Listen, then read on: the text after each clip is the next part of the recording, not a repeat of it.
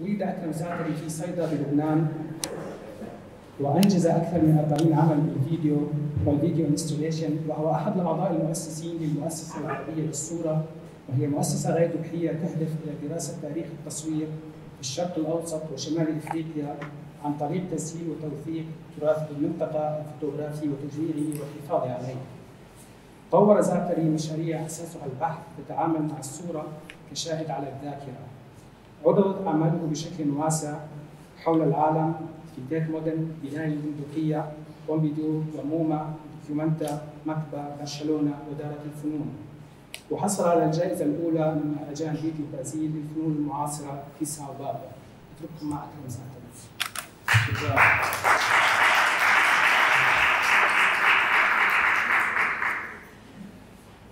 المحاضرة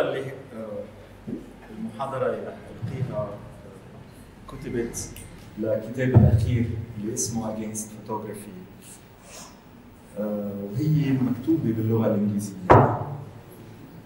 فكري كان أقرأها باللغة الإنجليزية، بس ما في عندي مشكلة ترجم إذا في حدا ما بيفهم الإنجليزي. في حدا عنده مشكلة مع بتلقي اللغة الإنجليزية؟ أوكي، بنباشر بالإنجليزي. Sorry? Yes, actually, I'm taking the permission of the audience for speaking in English only. So,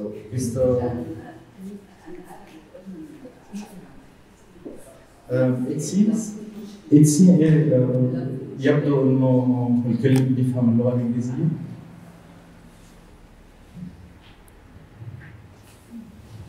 شكراً دارة الفنون، شكراً ست سهى. Many of you will probably not know that one of my first exhibitions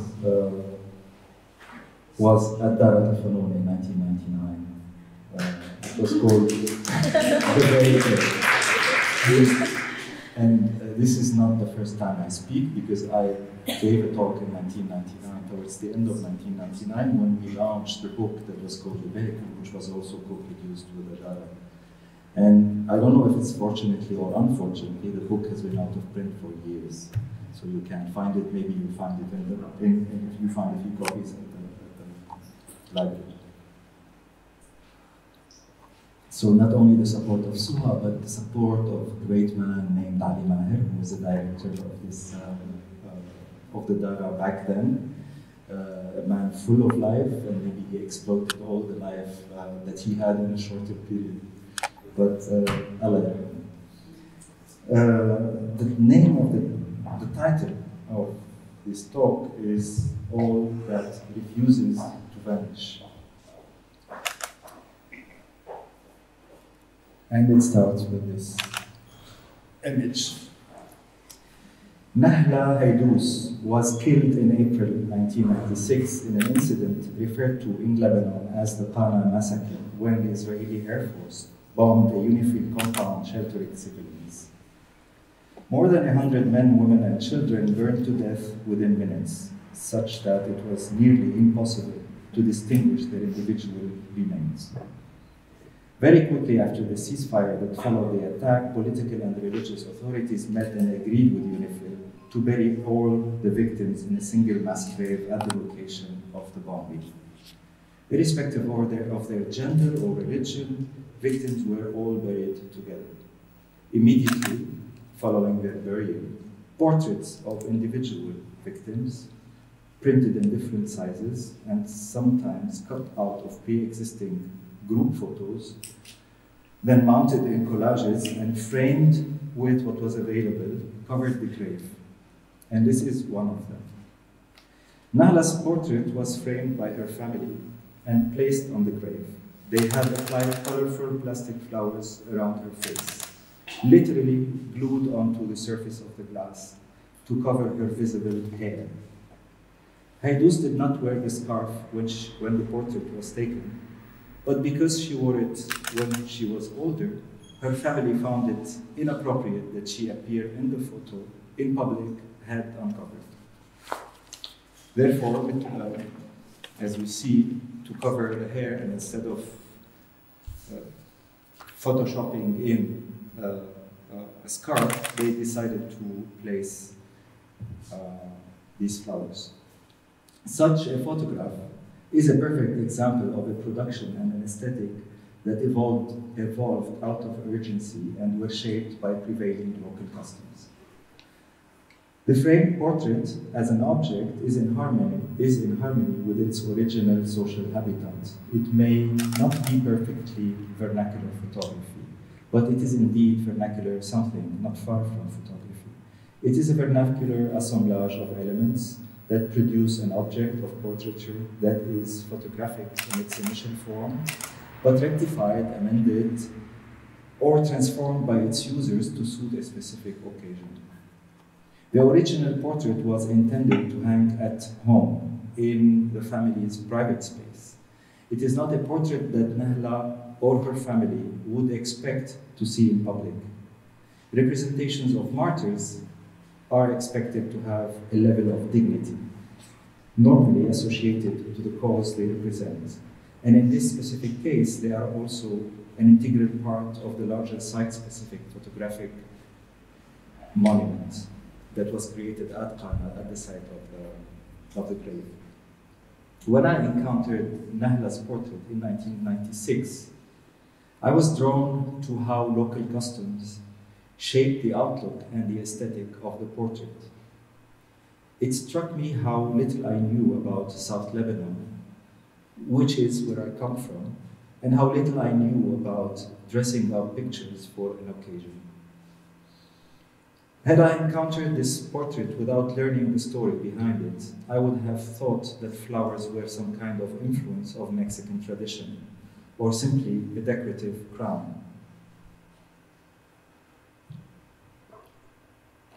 Nahla's portrait and the story behind it were collected by the Lebanese journalist Duha Shams in May 1996, while researching material for her project Mulhaq as-Suwar, a supplement of As-Safir daily newspaper, published on June 26, 1996.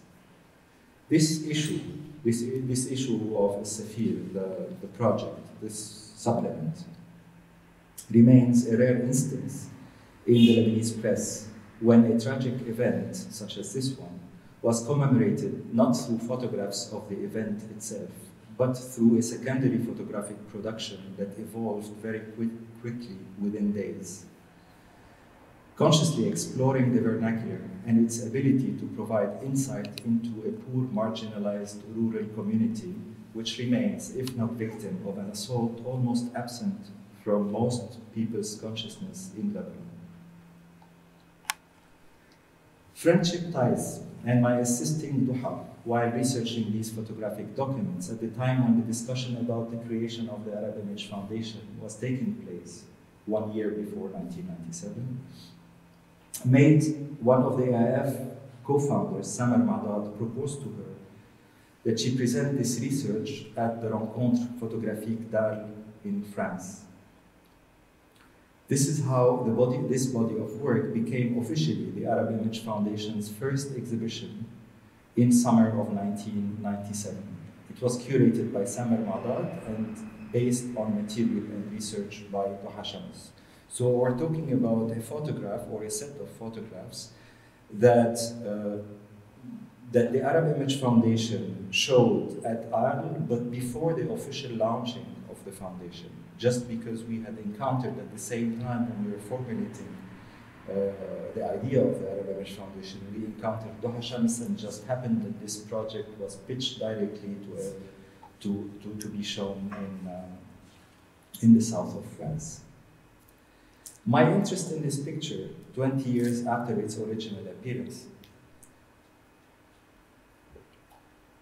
السؤال اللي ممكن يكونوا عم تسألوه, why are we studying this picture now? It's an old story. My interest in this picture 20 years after its original appearance has to do with the path that the picture took from a mere description of a woman's face to a dressed-up object on her grave, to a small image in a newspaper, to the duplication of its framed version for the Arab Image Foundation and its exhibition in an international photographic event. And finally, its inclusion in the Arab Image Foundation's collection.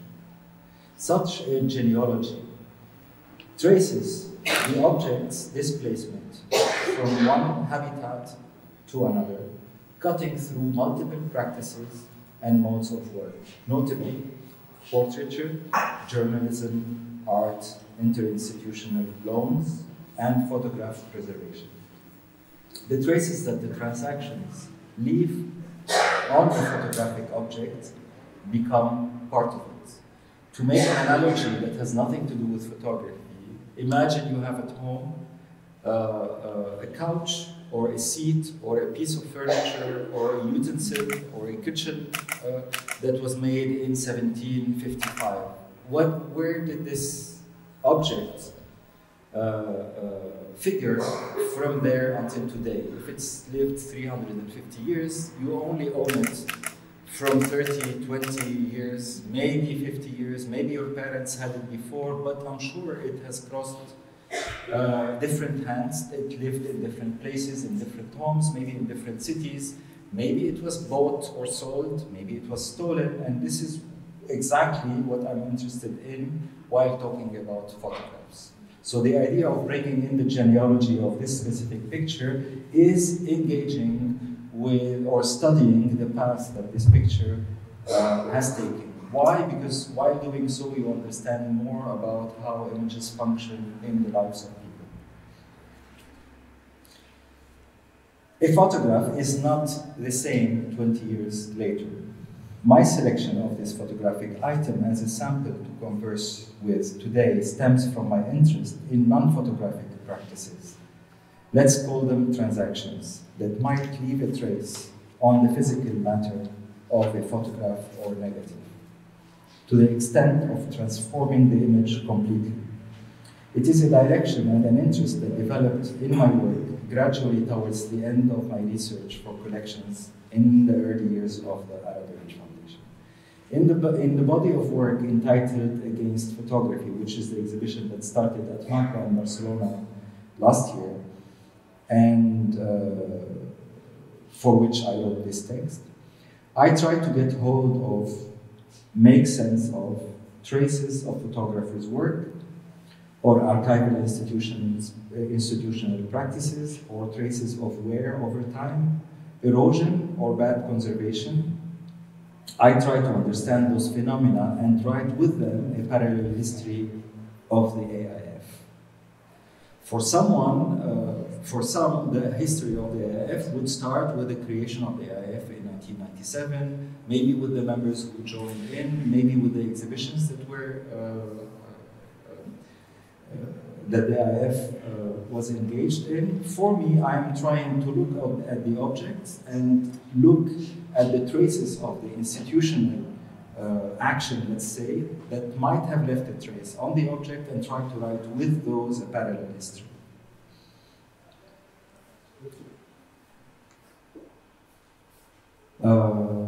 Yes, I try to understand those phenomena, those transactions, and write with them a parallel history of the Arab Image Foundation. Let's call them annotations to the AIF history.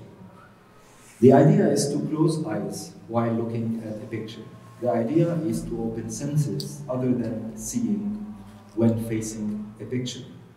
Be picture blind in order to see beyond content. Resist reducing a photograph to a description and move on to getting hold of its totality. Muting interest in the portrait itself while looking back at Nahl Haidou's picture, the one you see in the back, gives way to other information to rise. The back of the picture, for example, is simply another side of a picture. We are used to saying front and back, and we privilege the front, and very often we don't care about the back. We don't even allow the framing to show us the back. But for someone, for a historian, the back tells another story, and the back needs to be consulted equally while looking at a picture. It carries other type of information. It carries traces of life, traces of displacement, description, dedications, texts of all sorts. tags which might have tied the picture to an organizational practice while serving an individual or an institution or both. Photographs carry or sometimes are themselves residues of transactions like an ATM receipt printout, something automatic that you might get. Any discipline based on studying photographs only for their content fails to seize the totality of what a photograph is and the intangible fabric that ties it to its habitat.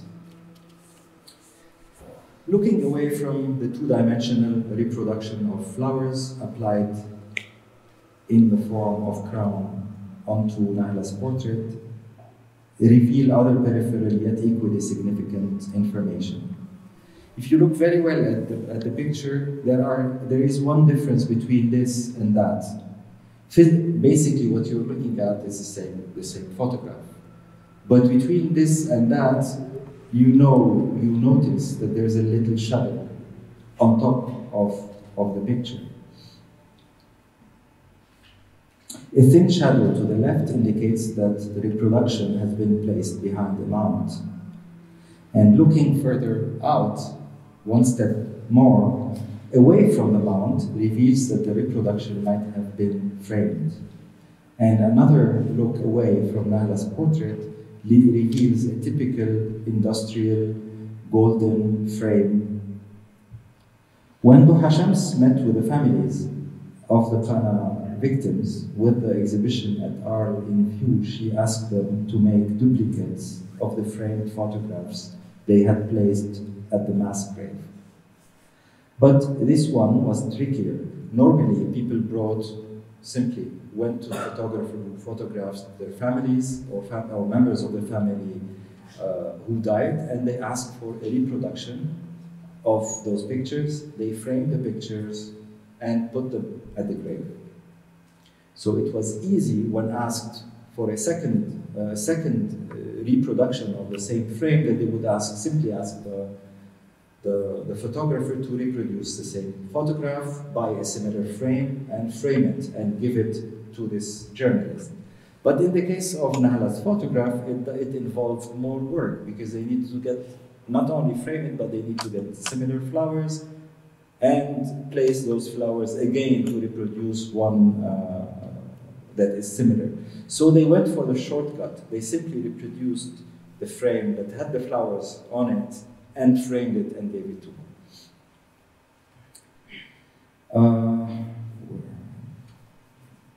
When Duha Shams met with the families of the Qana, families of the Qana victims with the exhibition at Arles in view, she asked them to make duplicates of the framed photographs they had placed on the mass grave. But this one was trickier to make than others because it involved three-dimensional flowers. So the family asked the only photographer's shop in town to simply take a picture of the framed photograph with the flowers on it, crop the frame out, cut it, and put the picture in a new frame. The result is a two-dimensional reproduction of a framed picture, cropped and reframed to look as close as the original as possible. The peripheries of the image show that the portrait is contained. Now, one step further. The peripheries of the image show that the portrait is contained within a 4 by 5 inch Kodak reversal transparency. Most of you did not live in analog times. When you receive an art exhibition, you need to reproduce everything in slides, and slides vary. They were either small slides, 35mm, or when the institution is rich, you would reproduce them with a medium format camera and you produce a slide that is that big. And this is the case of what you're seeing, just in case you are wondering what this black frame around the frame, the golden frame, is.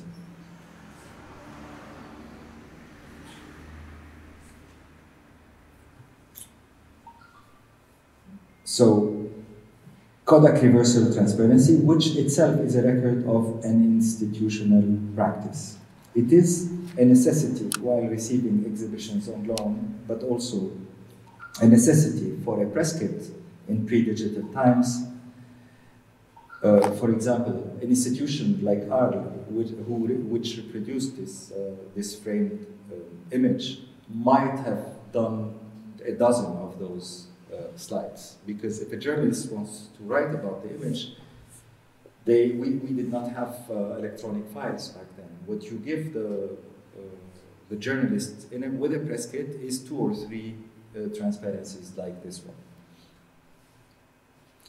This framed picture, among others, was reproduced in the 1997 exhibition, and the IF got all of these transparencies after ARL received the framed Ghana portrait. So we signed, the Arab Foundation signed an agreement with ARL, and those transparencies were attached to the agreement.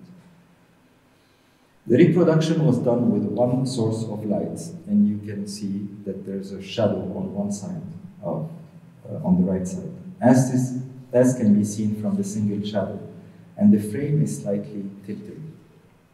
There is a bit too much magenta, and there was no color scale used. Inside the frame of the transparency, over the blank space in the lower right corner, a number is inscribed by hand with blue permanent ink, and that is the serial number given to the object by the Arab Image Foundation. So you see this number 0113 SH00011 refers to a serial number given by the Arab Image Foundation with the idea of cataloging this image. The Ghana portraits remained atypical in the collection of the Arab Image Foundation. Why? Because it's a recent collection. Normally the Arab Image Foundation targeted collections of photographs that came from the 60s, 50s, 40s, or even 19th century. The Arab Image Foundation normally also unframed photographs when we collected them, because we wanted to minimize storage space, but because the frame in this case is part of the image. It's a fabrication that was created by a family. It was hard to unmake it. We did not want to unmake it. So it was a very atypical collection in the history of the Arab Image Foundation. Also, it was not researched with the same methodology that was put in place later by the Arab Image Foundation's co-founder, and were not processed for a long time. While Daha Shams insisted on collecting the victims' names, placing them carefully next to their portraits in the exhibition, she always felt that this precision was less of a priority for the curator, who was interested in the portraits themselves and who really did not care if someone's name fell on another portrait. For him, it was and for many in the photography world, they would think of names as being not so important. But because Doha, the researcher, worked with the families, knows relatives of each one of the victims, it was hard for her to imagine that it's exactly like sending your son to school and all of a sudden they call him a different name. So for her, the names are so much a part of the work.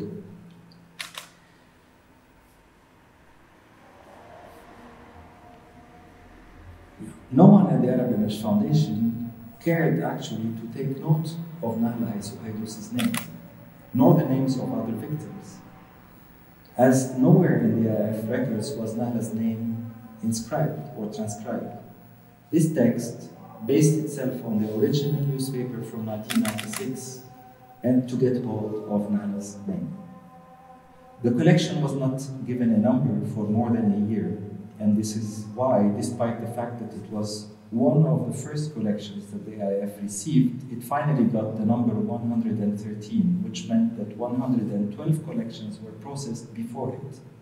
It's because it's not a typical collection and we did not know what to do with it. Like the few collections that did not fit easily obvious categories of prints and negatives, because what was the easiest to catalog is prints, different sizes, negatives of different sizes. You just put them in the envelopes, give them, put numbers, and place them on a shelf. But for more bulky objects, it was really, really difficult. Less Less typical items like damaged or collated glass plates, objects, and larger fabrics of photographic material took more time to be processed. Even conceptually, how would you process them? We did not really know. If not remaining totally unprocessed today, like this one photograph, for example, what you see. The 5 wooden drawers filled with 35mm rolls containing the work of photosurprise photographers from Tripoli employed by Photojac Studio. Or other albums also made by the same photographer, Photojac, to house negative sheets of portraits. The dozens of collated glass plates rescued by Mohsin Yamin from Antranik Anouchian's studio in Tripoli after it was flooded, as another example.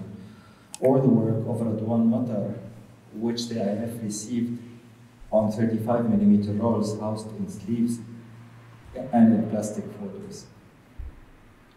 Or other atypical material.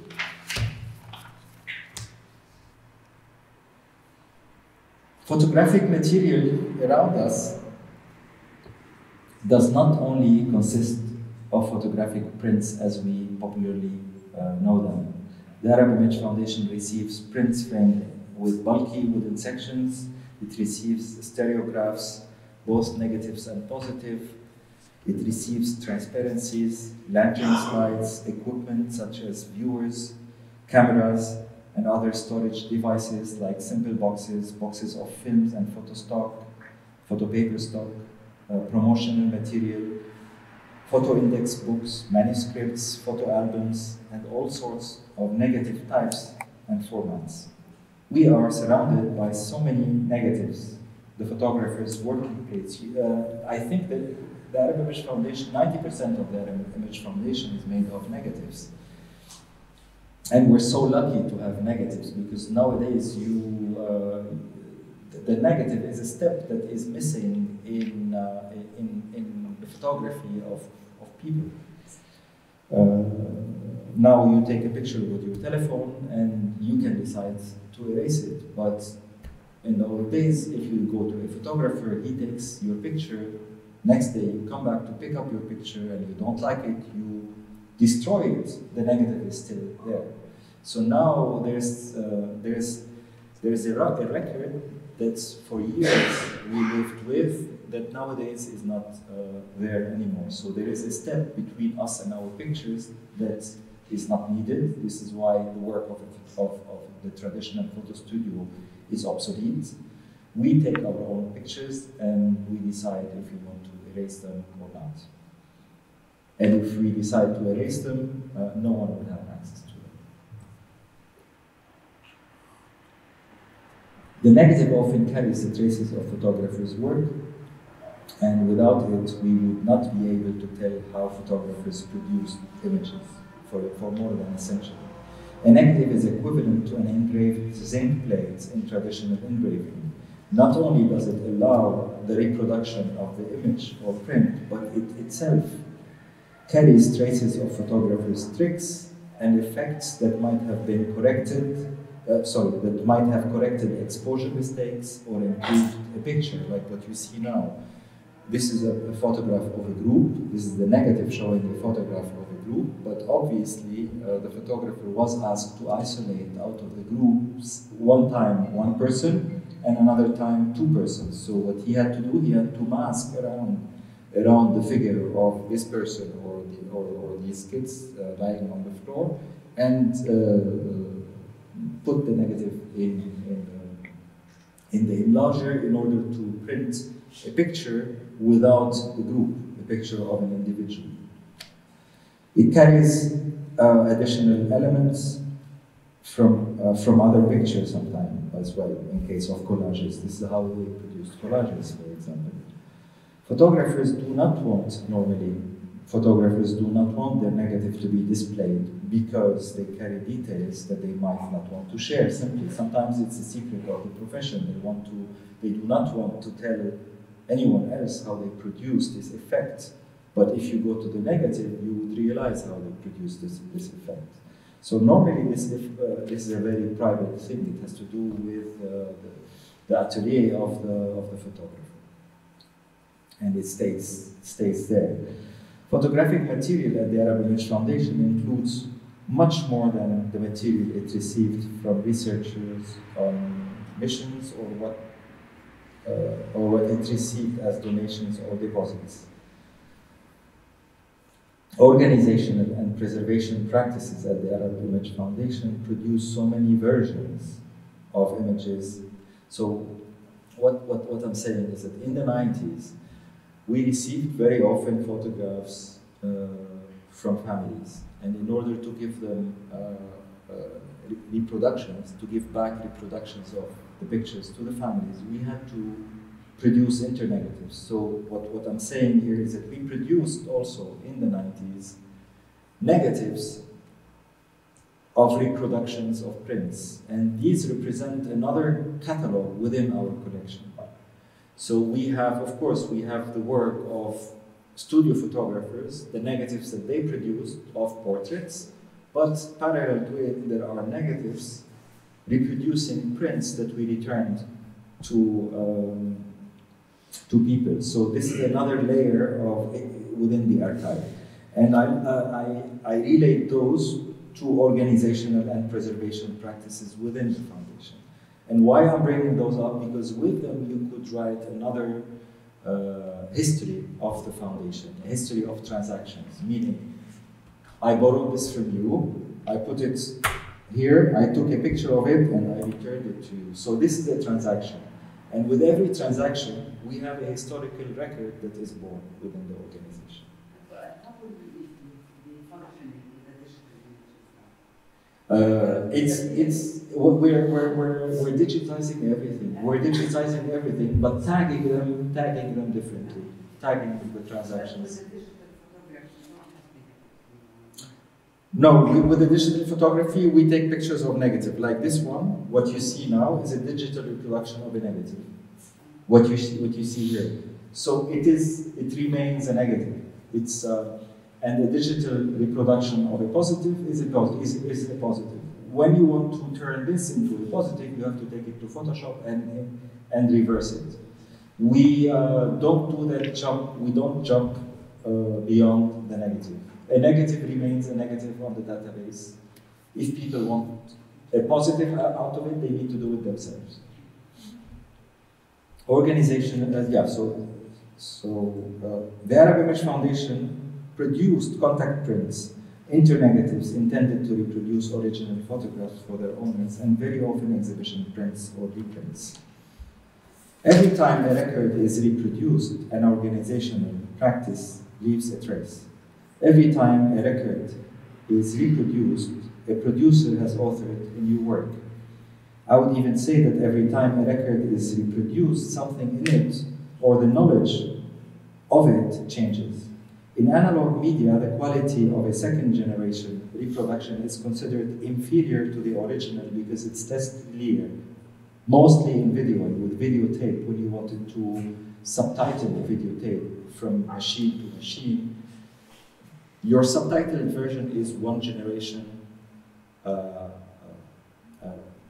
is like one generation further. This is how we used to say, to call tapes in the 90s, which was considered negative because the more you reproduce, the poorer the image becomes.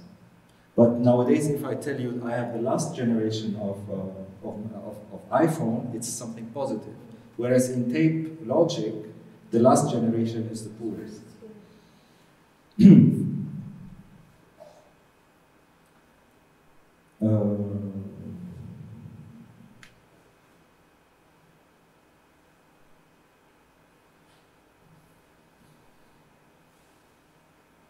I lost it. I have to find where.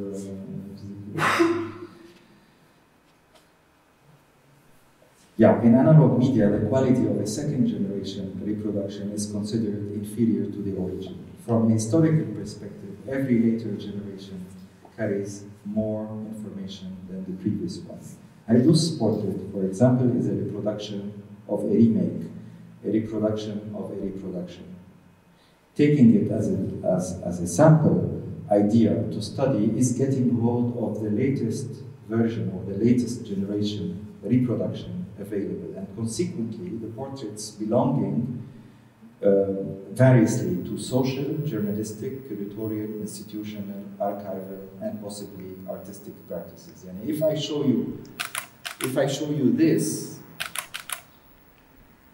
if I show you this generation, I'm not telling you that it has been reproduced and framed. If I'm showing you that generation, you know more. And if I tell you that generation, you know more. It's like zooming out from a close-up. The close-up tells you the most little.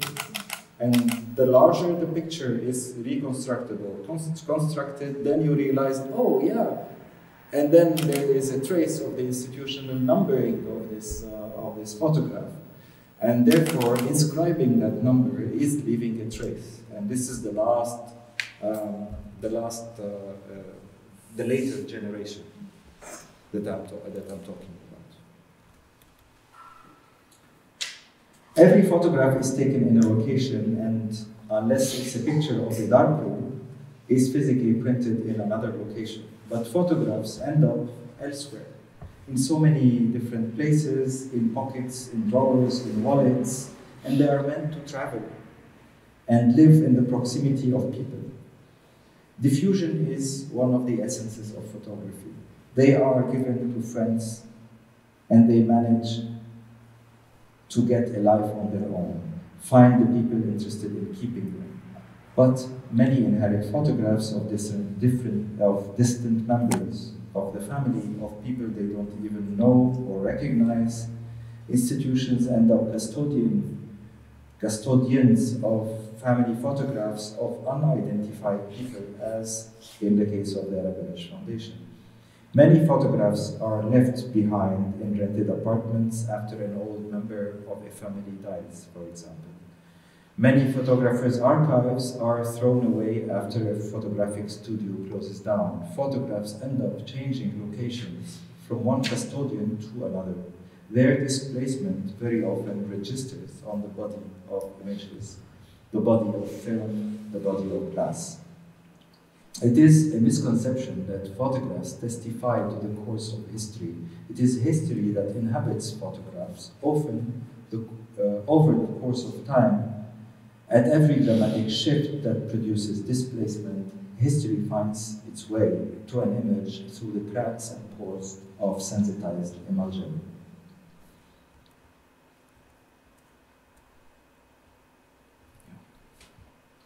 In May 1948, the State of Israel was announced, and over the years that followed, hundreds of thousands of Palestinians left or were forced to leave their homes and villages. They were never allowed back. They left all their belongings behind: whole libraries, albums, photographs, clothes, carpets, silverware, musical instruments, and handcrafts, among so many other things. Those who stayed in Palestine saw lands, homes, orange groves changing ownership. Sometimes sold, sometimes confiscated. Those who witnessed the Nakba speak of photographs and paper documents thrown away in the garbage or out on the street.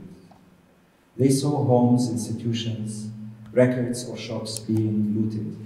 They experienced their times being reinvented by others in a different language with a different history. To revise or rewrite history, many look for photographs of Palestinians leaving home, crossing the bridge, or settling in camps. Many look for photographs of Israeli aggression as evidence, as a historical record in itself. But could this history be told by retracing aggression towards random photographs as opposed to retracing it in the content of photographs? History, at its best, finds its way to pictures through the faults of the ordinary, even in the representation of the banal.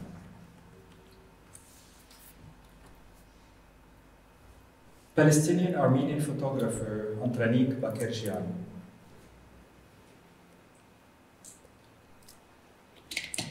photographed his own home destroyed after the bombing of the Armenian quarter in Jerusalem in May 1948.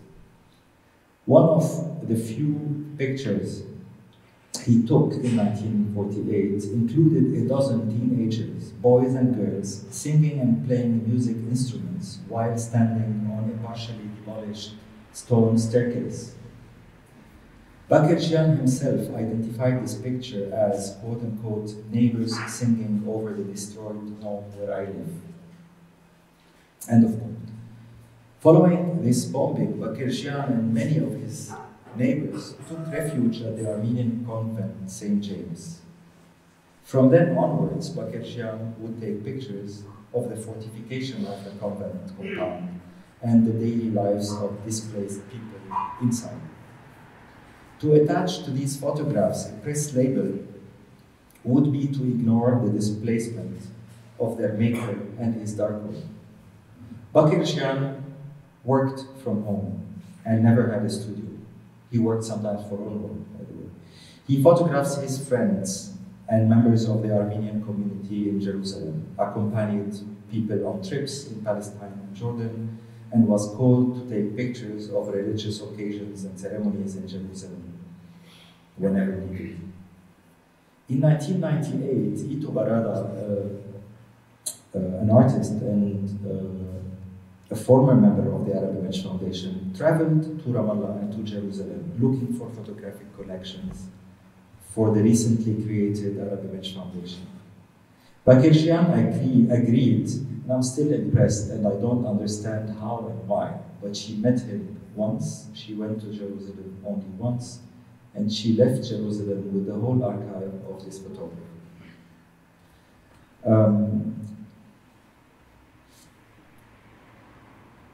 Bakirjian agreed to donate his negatives to the Arab Image Foundation, and from that day onwards, he would never see them again.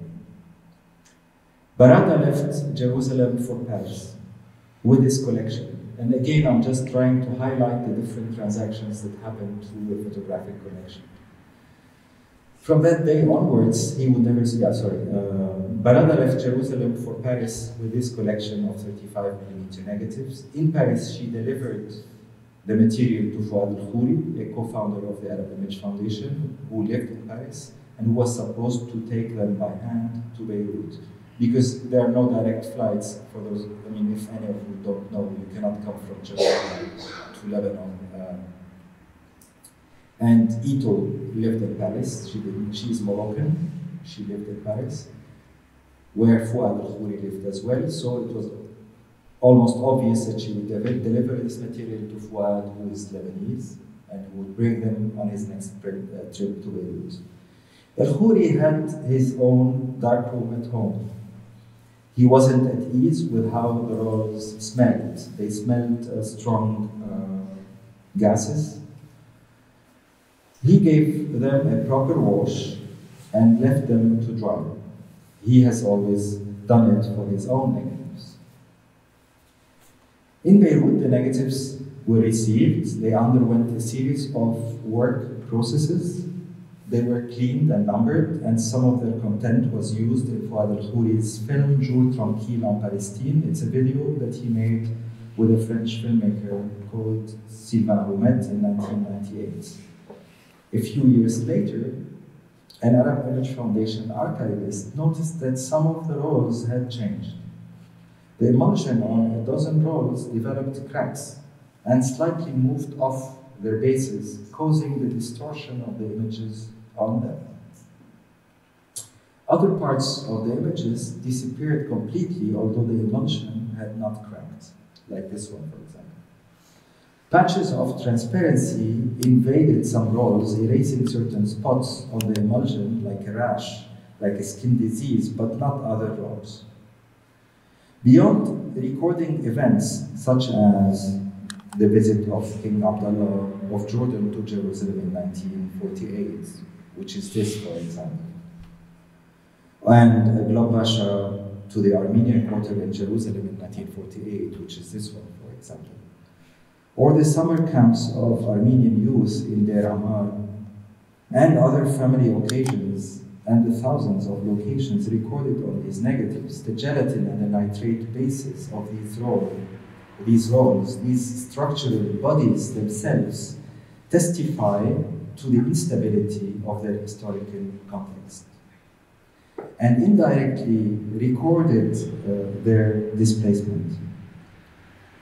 Could it be the poor washing at the makeshift darkroom that Bakirjian might have set up at the Armenian convent after he was deprived of his own? So this is someone who would set up a darkroom at home, and he always produced, knew exactly how he would wash films, how he would develop films, and all of a sudden his home is bombed, he has to move elsewhere, still taking pictures, but he needed to develop those pictures in a different setup that he does not control fully. Could be. This is my assessment. And how ironical and poetic at the same time that he was taking these pictures at the exact place of birth of local photography in the entire Middle East, which is the convent St. James. Could it be the wash, maybe, that Fuad al-Khouri gave to these rolls in 1998, 50 years after they were exposed? It's 50 years after they were produced. Maybe they aged badly and they should not have been washed, we don't know. That caused the emulsion to deteriorate and crack, as you see it here. Could it be reasons related to poor conservation? Or is it that the nitrate film base, maybe in the case of this one, of some rolls reacted badly to changes in climate, because also changes in climate are bad for old people, but they are also as bad for old photographs. The great thing about archives is that confirmation of what has triggered these phenomena can rarely be reached. Yet there is so much poetry in how these images contribute to history, detaching themselves slowly from the basis to which they have been bound for years, almost 70 years now. Their disintegration, not their depiction of event, is their real contribution to history. For example, we don't see well what's happening. We don't see really well Globe Pasha, but what we see is this beautiful cracking of material that does not want to be bound to its structure anymore. That leads to cold storage. What cold storage is it's a space designed to preserve photographic collections and prevent any such deteriorating from taking place. It ensures a neutral environment with stable temperature and humidity levels. It is an essential space for institutions holding photographic collections because it helps secure longer life for photographs.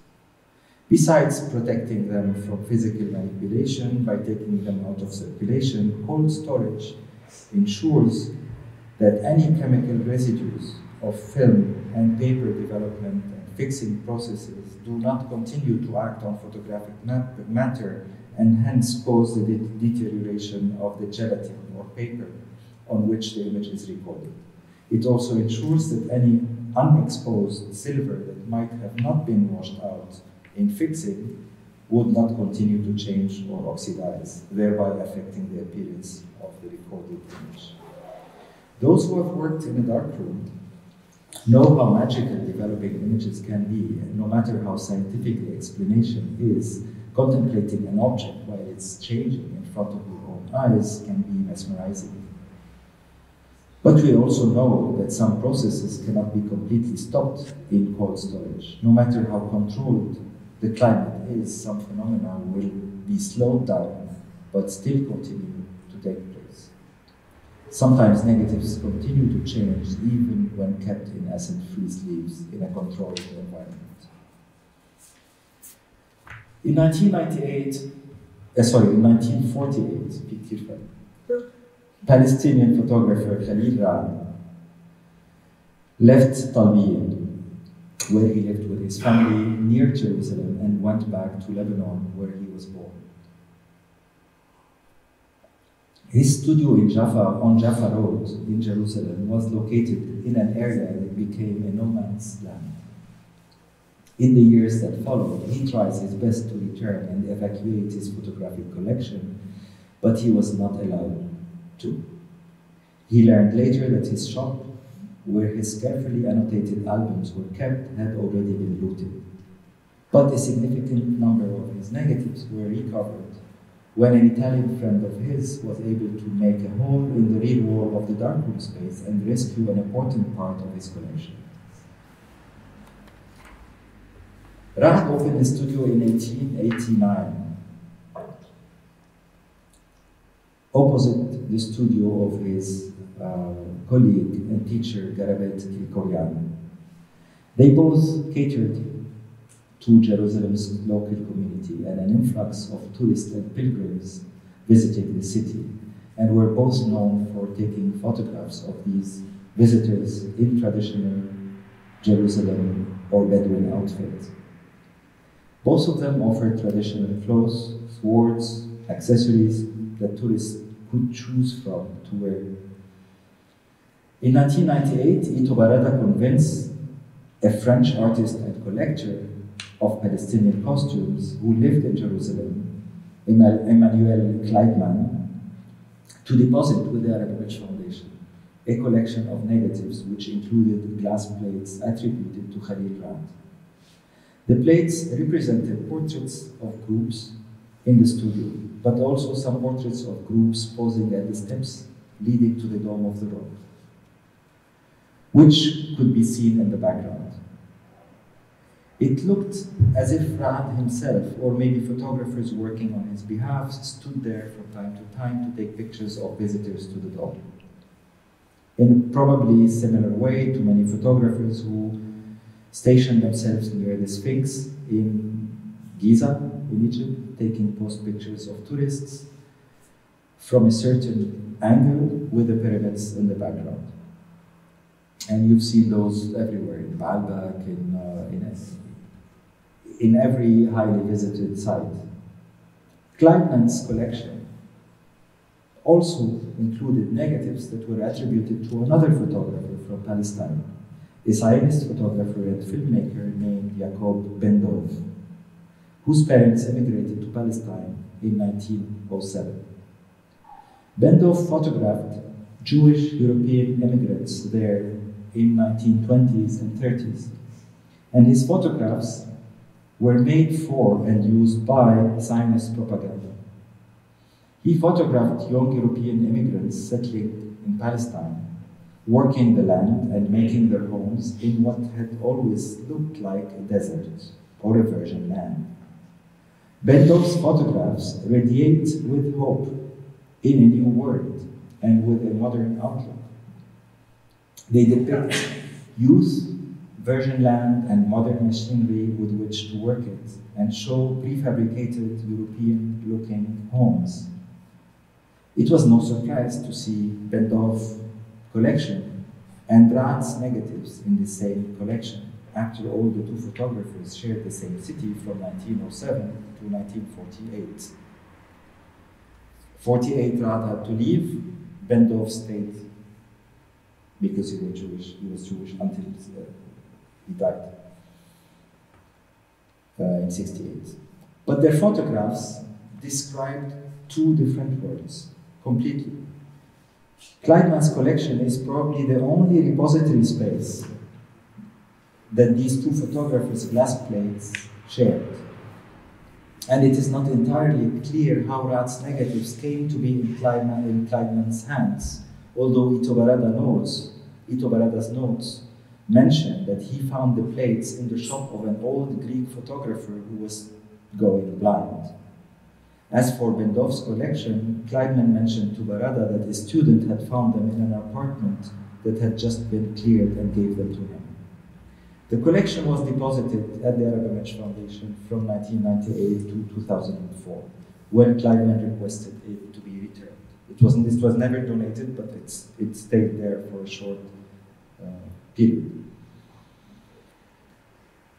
Contact prints that Akram Zaatari, a local photographer in Beirut, made of this collection in Beirut on glossy RC paper is the only trace that remains of this collection in the Arab Image Foundation's library today. Despite a deep schism in the history of one place, that is Jerusalem, between Arab and Zionists, these prints represent a collector's attempt to undivide.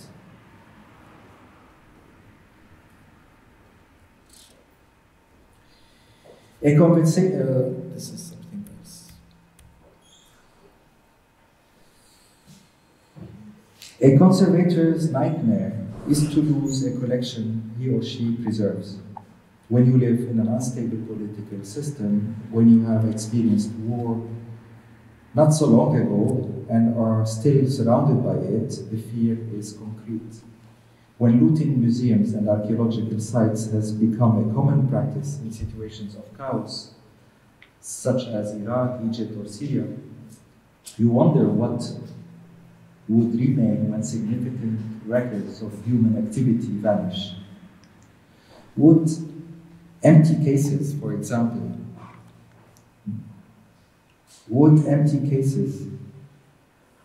testify to the missing pieces formerly displayed in them? Would the memory of empty cases allow us to reconstitute one day what was formerly in them? And if they did, would it silence our ease or anxiety or fear of losing them? What we're looking at here are the looted vitrines at the Malawi Museum in Egypt after riots in 2013. Description is a representation or an account of an event, or an object, or a person. Indirectly, it seeks to seize a certain totality or a part of an event, an object, or a person. It aims to seize its color, its texture, and possibly 3D configuration in an attempt to facilitate its study or diffusion, but also in anticipation of its vanishing. We take pictures of our parents, of ourselves, as records in history because we know that we are changing, that we are aging, and one day we are no longer there. You take a picture of a building before it's demolished. In archaeology, it has become common, especially nowadays, since a few years ago in Syria, for example. It's so common to make 3D recordings of objects and spatial configurations fearing their possible destruction, and to reproduce ancient tombs in Egypt, specifically, to which tourists are guided, as in the case of the Valley of the Kings, while permanently closing the original tombs to the public to ensure their preservation. But description is also about a set of other, less visible, maybe more significant traits and ties to other practices and to the living fabric. To describe those as well is to engage with or borrow tools from history, from anthropology, and other disciplines which aren't only technical or descriptive. So all what I'm saying here is that description cannot be done only with a camera, or even if it's a 3D camera. Description has to happen, has to use other disciplines and other knowledge in order to really keep a record.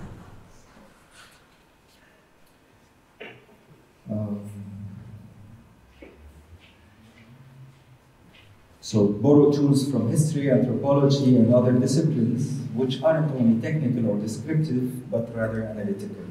To reproduce an object is a task that requires know-how, but to understand what the object represents is a function,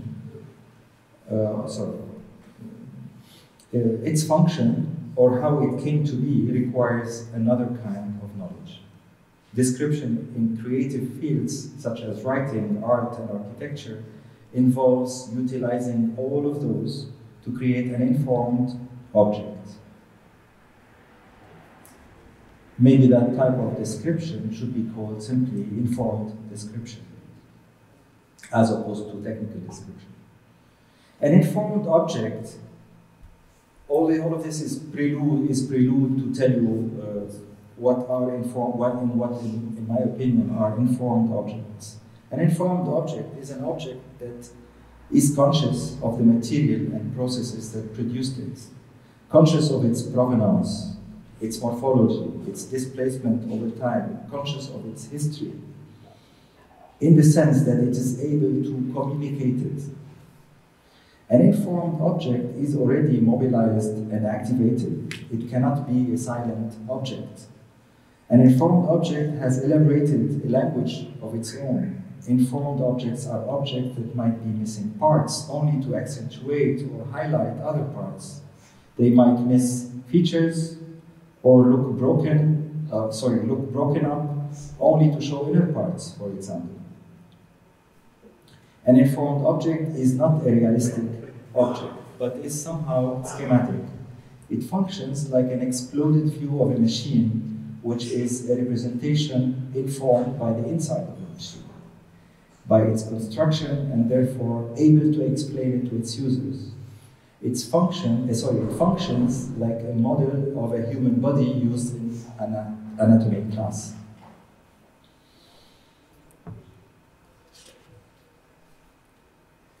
A photograph changes upon the vanishing of its referent. The death of a living person represents a threshold in the life of their portrait. Nahla Hayru's picture would not have been hung in public had not she been killed in Ghana. When the body vanishes, each of its descriptions is recalled to fulfill a new function. A picture hangs. حدا بيموت فجأة بنلاقي صورته طالعت. It's a gesture, it's a death that triggers an act in public space or in a private home. Picture hangs. An anecdote is told. Allah يرحمه كان يعمل خير مثلا. A gesture is reenacted. كانت تعمل قهوة الصبح متذكرة كل ما بنعمل قهوة الصبح بنفيق بنعمل قهوة الصبح. So all of these gestures are reenactments that take place only because of a disappearance.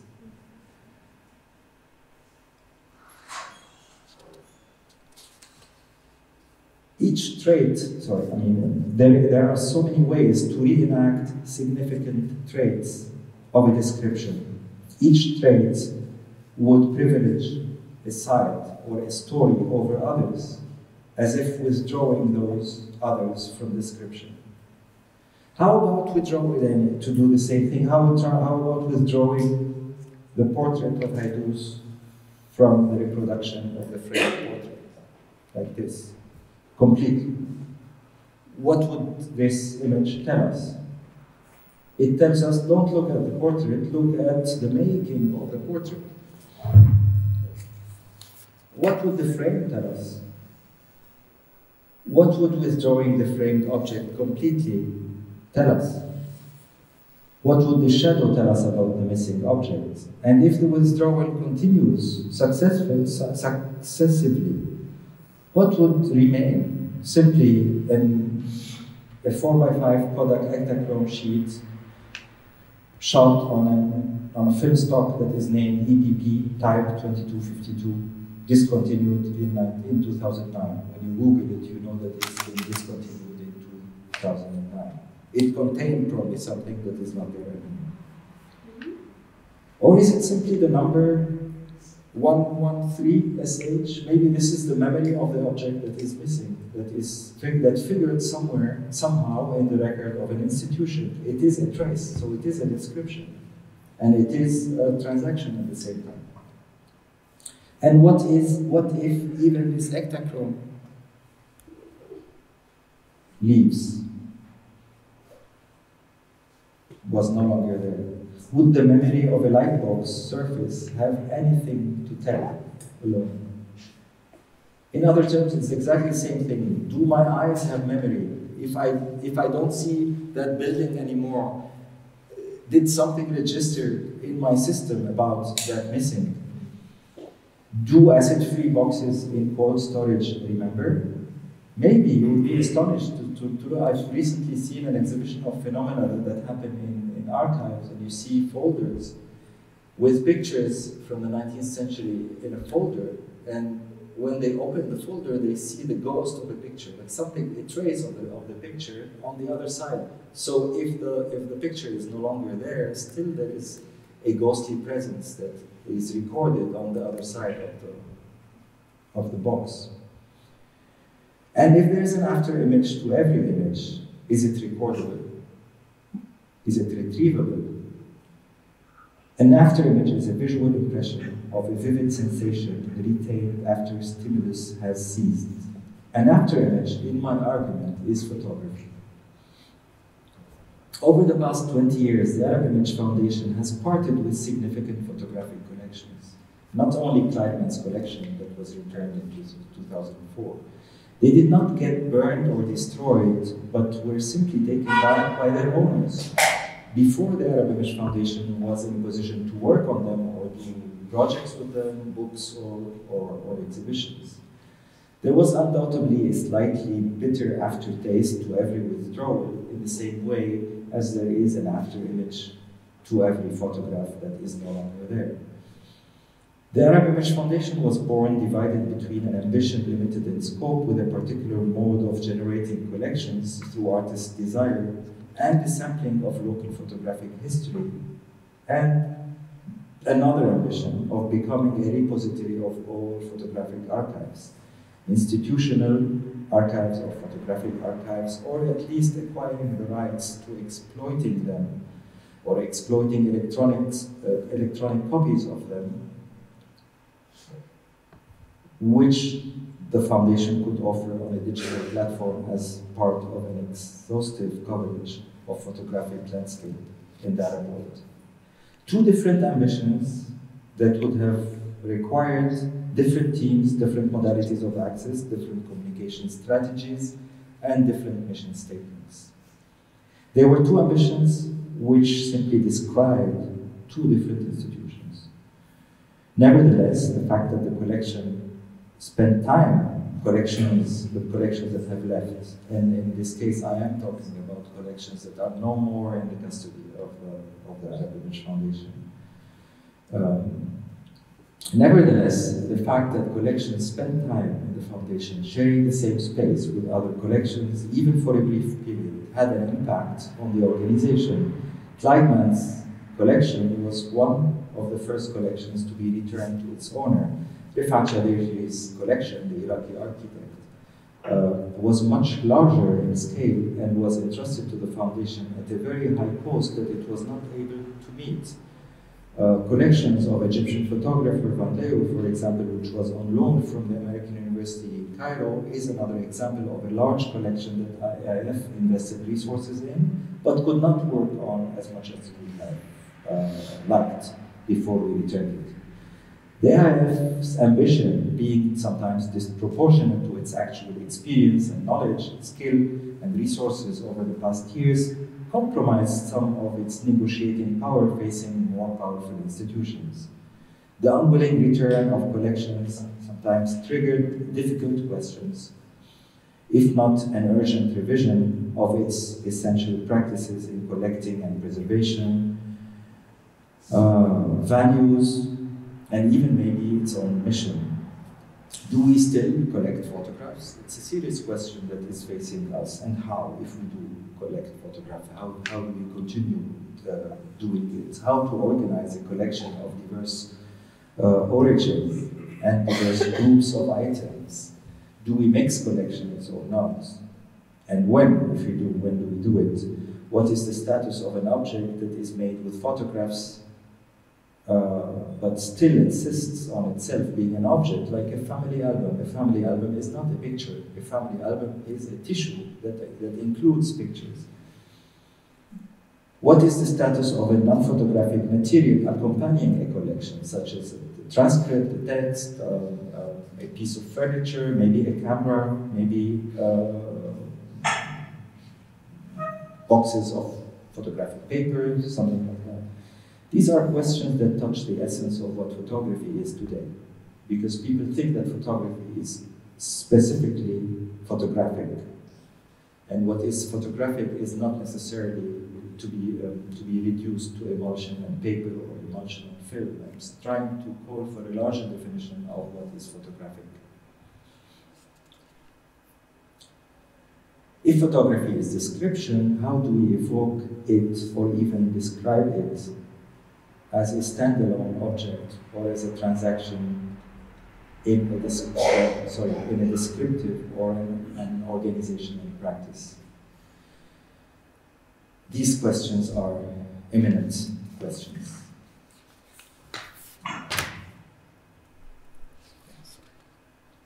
At distance from objects and the photographic practices that produced them, so we're talking about photographic practices, how photographers work. Unlike the photographer who took these photographs, unlike the photographer who took these photographs, a researcher, historian is not annoyed by mistakes, but rather finds a source of richness in them. It's something similar to the generation. We're almost done, but this is the final proposition that I'm trying to make. You know, I've taken photographs. I don't like a picture, I leave it aside. Or sometimes I try to take a picture of this pen, it doesn't look good the first time, I take another one. And the older one, I put it aside. For me, it's a mistake. It's recorded on a negative, I cannot destroy it. But 50 years later, for a historian, this becomes telling. The historian prefers to see mistakes because the mistakes are the little leaks or the gaps that allows a historian to reconstruct how I worked. So what I'm saying here is that these mistakes annoy the photographer. There are mistakes within a photographic practice, but within an archiving practice or within a social practice or an anthropological practice, they become resources, resourceful mistakes, let's call them. They tell unordinary stories. They provide behind-the-scene knowledge. They shed light on a photographer's practice. A wrong exposure, for example, 50 years later, is no longer what it used to be. A photographer that failed because the subject moved or blinked and was put, a photograph that failed because the subject moved or blinked and was put aside by its maker or its subject, like, oh, I don't like this picture, my eyes seems closed here, I put it aside, I don't like it. 50 years later is no longer simply a failed picture, a negative that has developed stains because it hasn't been washed well or fixed well and was therefore put aside by the photographer. Maybe he would be ashamed with it too and identified as not to be used anymore. 100 years later would change in unpredictable ways and would provide researchers insight on its composition and on its material. It becomes an out-of-the-ordinary object that has something to say. In fact, it would have more to say than a perfectly processed negative. At a conservation institute, such an object could become a tool for the production of further knowledge about its composition and the practice it belongs to, and might be displayed for a reason that was considered as a defect by its maker. All of a sudden, a photographer is ashamed of a certain picture because it is so bad that could be 100 years later, there is exactly the reason why a curator wants to, or a researcher or a sociologist wants to, and this happened with, I don't know which ones of you know my work on Hashim al-Madani's photography. There is a specific, the most seen, the most diffused photograph in Madani's archive is a normal portrait of a woman, the negative of which was scratched by the husband because the husband came claiming that the photographer took a picture of his wife without his, and he asked for the negative, and the photographer said, I'm sorry, the negative belongs to the studio, I cannot give it to you. So they agreed in order to stop using this picture to scratch with a thin pin, to scratch the emulsion, destroying the face of the woman. And this is why today this image is widely seen, accompanied by this story. So yeah, these things might, in a conservation institute, might become illuminating. Now, well, let's put this aside. We're talking about photographic practices. Furthermore, a distance from objects and preservation practices that classify them and organize them, while in the custody of a conservation institute, ensuring or denying access to them, the mishandling of photographic items, accidents that could be shameful within an organization. Something that, oh my God, the archivist today broke a glass plate. Don't tell anyone, let's put it on the side. It's exactly the same situation. These stories, for someone else, that would mean something else. I'm going to show you examples of those.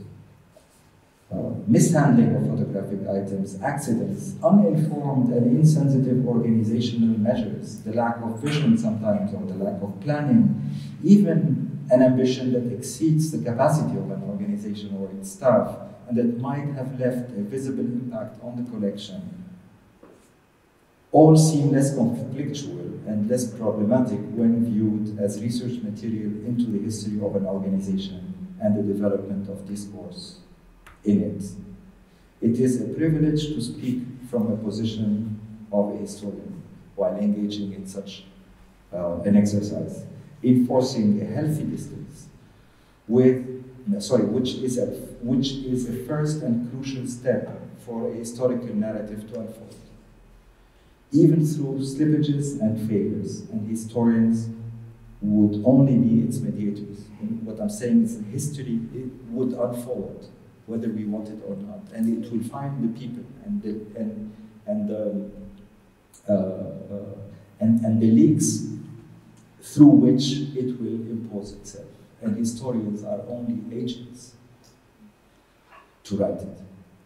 This is the proposition that I'm making, and that accompanies my exhibition that is called Against Photography, that takes photographic practices on one hand, and also institutional practices that took photographs and organized them and organized access to them, and try to highlight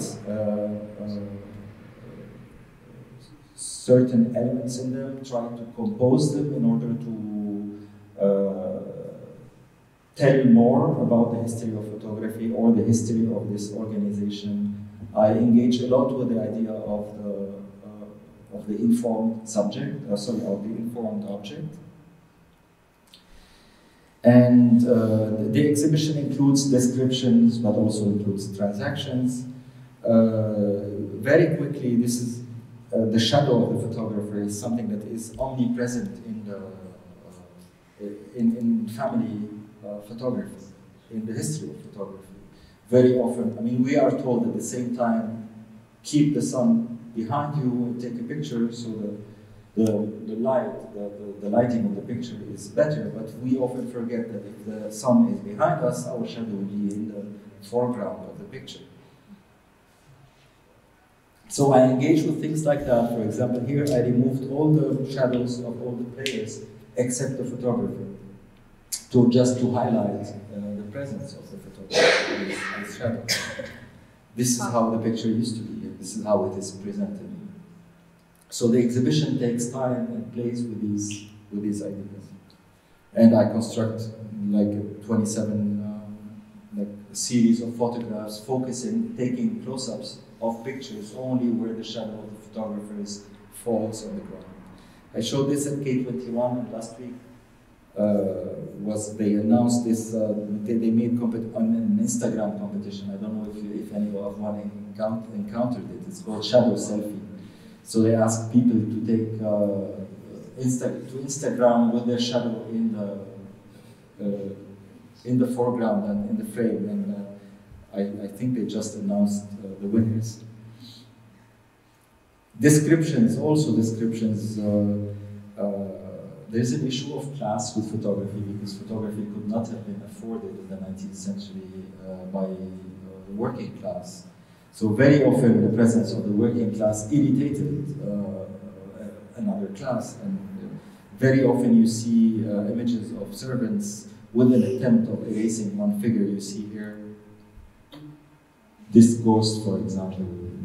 It's very telling. The attempt to remove the servant, the failed attempt to remove the servant, tells us more about the class structure of the society that took this picture, or for which this picture was taken. This is a typical picture of people posing and the pyramids behind them, and very often you see images of servants that are completely in the shadow, and it's a typical exercise in photography to put black skin and white skin and try to have both of them well lit.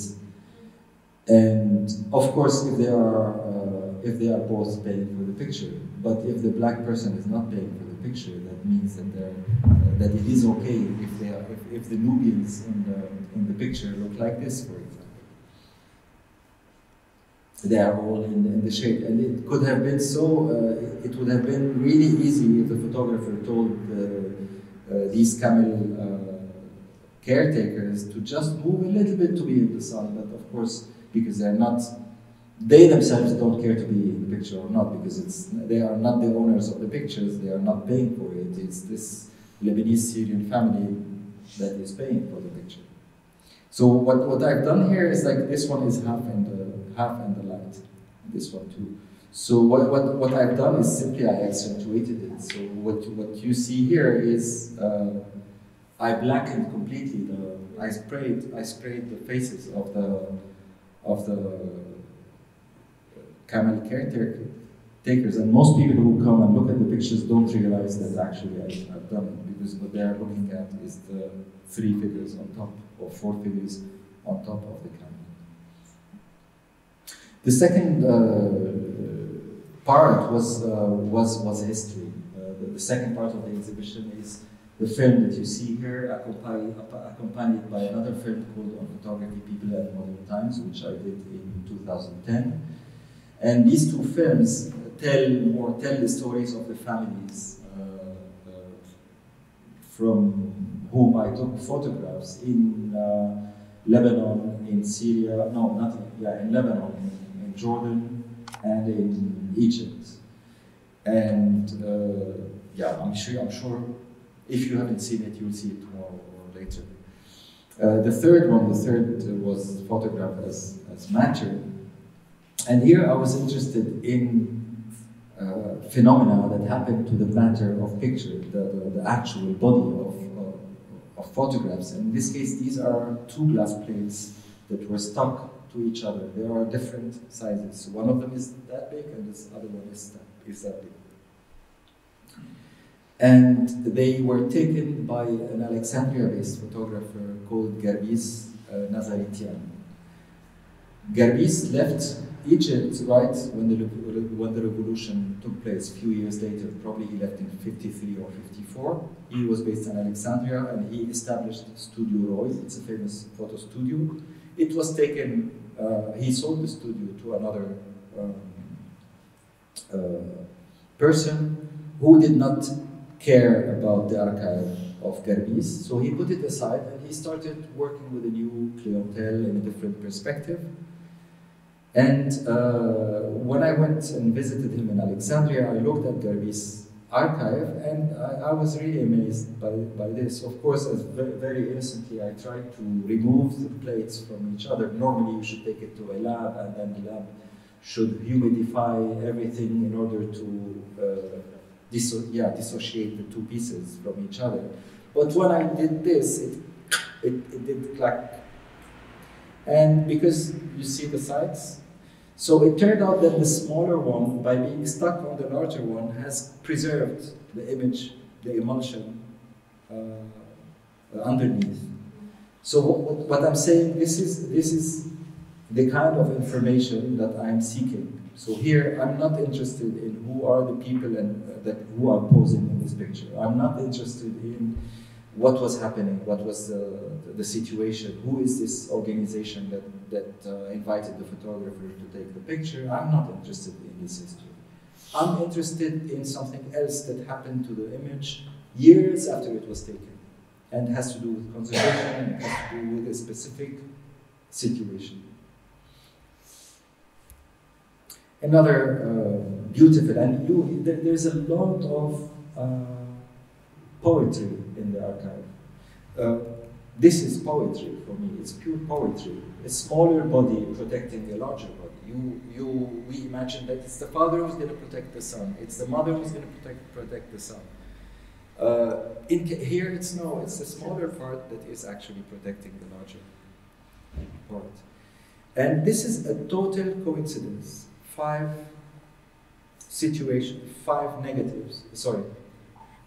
phenomena where glass plates were stuck on each other exactly in the same way as what we've seen before. But they are really hard to break apart. And each couple of images has a French soldier from the Vichy Republic, whatever, Vichy.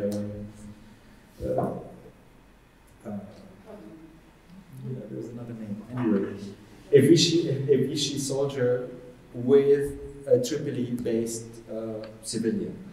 They shared the same studio. They went to the same studio to be photographed. And with time, you see this man's face stuck to you. It's not clear here if it's a girl or a man or a woman. In this case, it's a girl.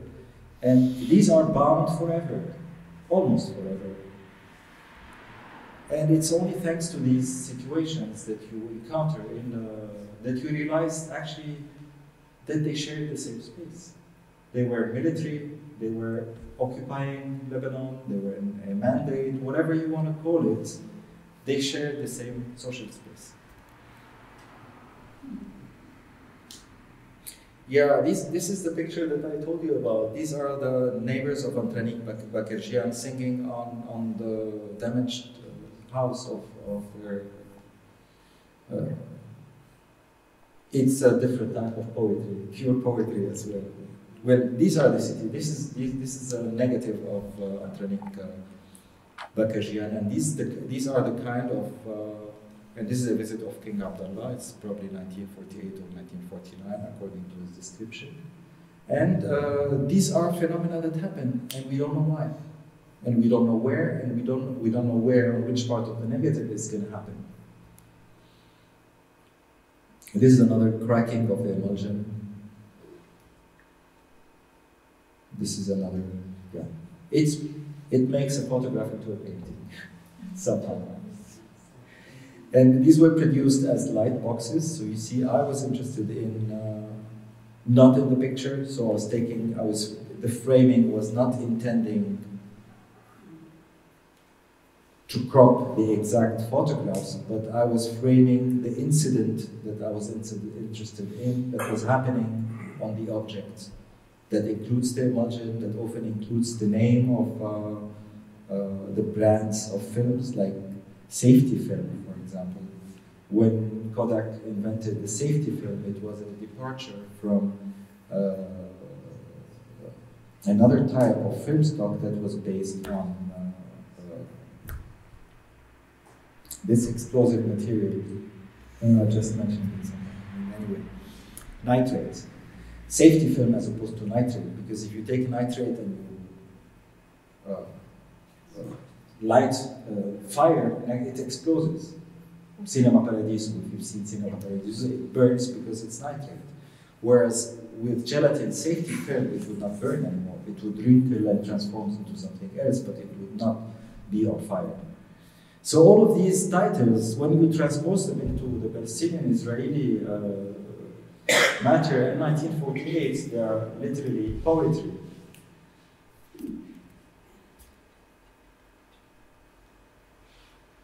This is something else, and this is, I invited a company that does 3D scanning. They are the ones who reproduce ancient Egyptian tools. And what they do is that they scan the textures, they scan the forms, and they are able to reproduce them exactly as is. So I asked them if we could if we could scan the surface of negatives that are damaged. And in this case, we got those. These are the raw scans of 2 negative sheets of films that have gone through the process that we call in photography, in photographic preservation, channeling. Channeling happens with gelatin-based film when it's badly, when it goes through different climates, with contractions and wrinkles and humidity and changes in all of those. The emulsion is lifted slightly from the gelatin base and produces something that looks like an air channel. And the air channel takes different forms. These are, for example, 4 different channels that you see, like rivers containing airs. Instead of bubbles, there are channels. So they scan those digitally. This is another scan. But here what you see is the routed plate, a routed aluminum plate that carries the negative of the channels. And with this, we made prints. Really, prints like what you do with engravings. Prints made with different types of ink.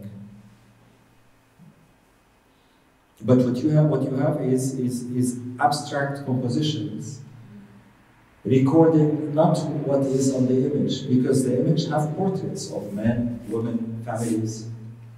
In this exercise, I said I'm not interested in the description that is recorded on the image. I'm interested in the state of the gelatin film itself. And this is why it's called the gaze photography. I'm trying a little bit to challenge the definition of what photography is, because this is photography too. Contamination, and the idea of the strange phenomena that happened in cold storage. I did this with the photographs of the Bendorf collection. This is why I'm saying nothing disappears. This is a collection that entered the Arab Image Foundation for 5 years and left. I think it's a valuable collection because it's an attempt of a collector to seize the contradiction within one space, a Zionist perspective and an Arab local perspective, let's call it. And in this case, I used the existing contact sheets that were in the library of the Arab Image Foundation and reproduced glass plates. And with those glass plates, from those glass plates, I made those prints, cyanotypes. But the prints are couples. Each one carries a stamp from the other, like a watermark. I'm going to show you exactly what I mean.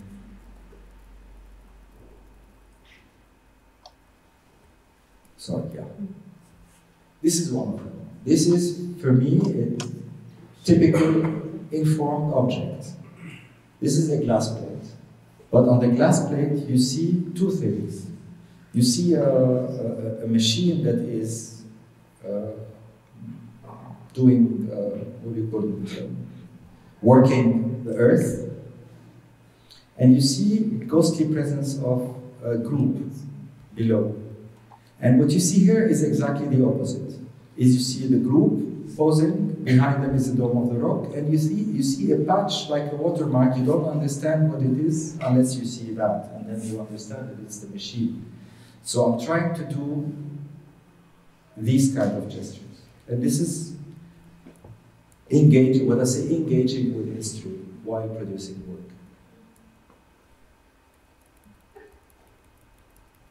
The last, this is contamination.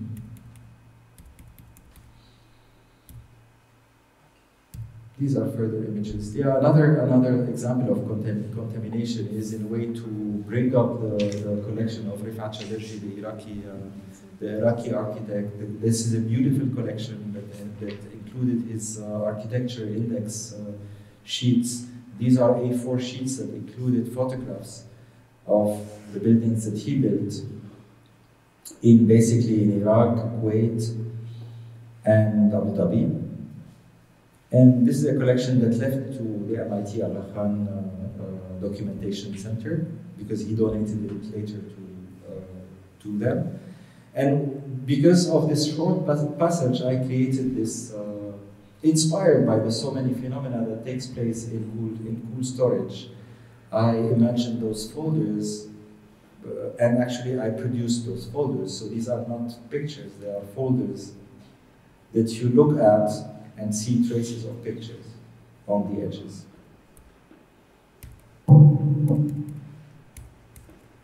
And you see them here in, on shelves on the wall.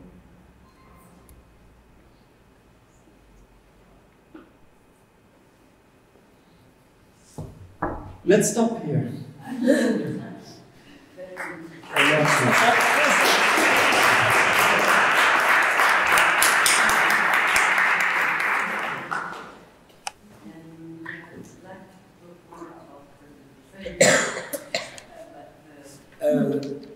The film is I think we should, because the film is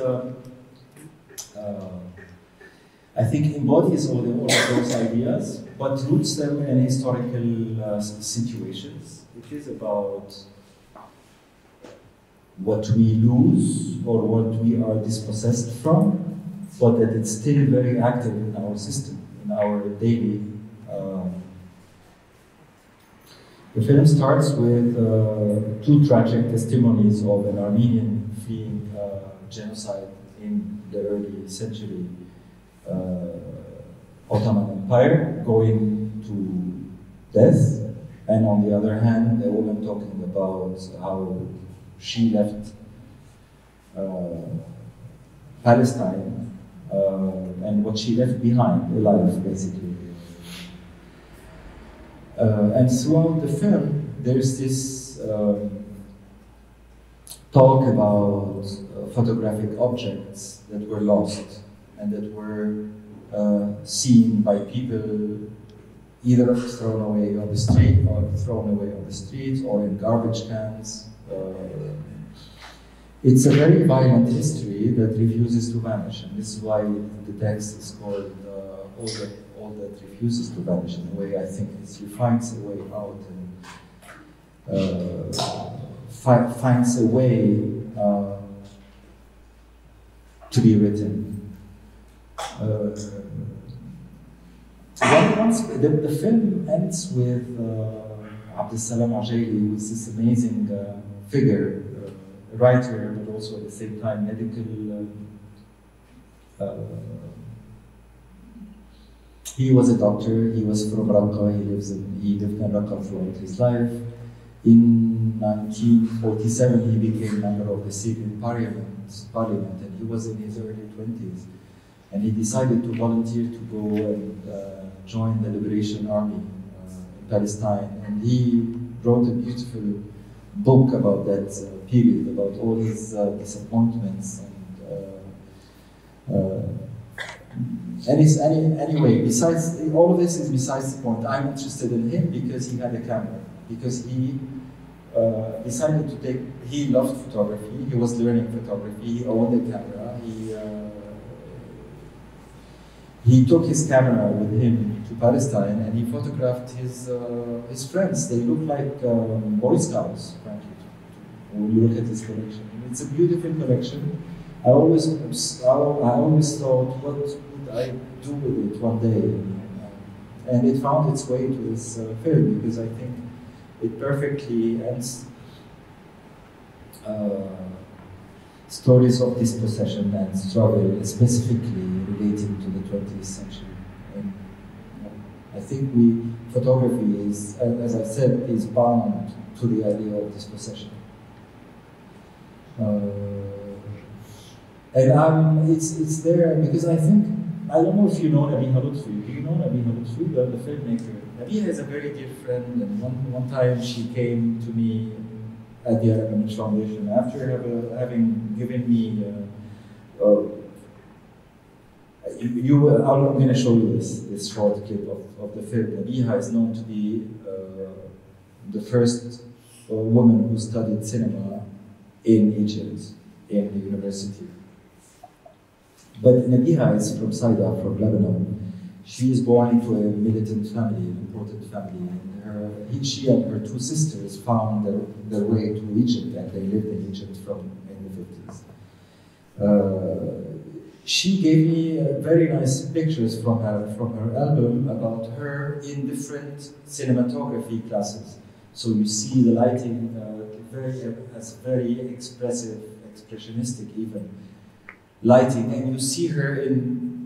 They are very nice photographs. You're going to see them. But anyway, one day, a few years after she gave me those photographs, she came back. She came to Lebanon, and she told me, "I want to come to visit you at the Arab Foundation." And she brought with her reels, and she told me, "Listen, I don't know exactly what these reels are, but I know one of them is the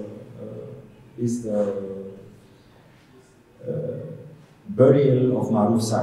Marusa is a former member of the parliament whose assassination in 1975 kind of triggered the Lebanese Civil War. And Marusa in the 40s was also took part of the different resistance groups that volunteered to go fight the British. It was way before the declaration of Israel. But then after that, he became a teacher in the Maqasid, in the school, it's a known school in صيدا, and he became member of the parliament in the 60s, I think, early 60s. He was a very popular figure, a very populist figure as well. So what strikes me when I look at those, well, of course, Nabiha died 2 years ago. Maybe this is why, in a way, I wanted to give her a tribute by placing her in this. But she is a woman who struggled all her life for her work, for her life, but also for the political ideas that she believed in.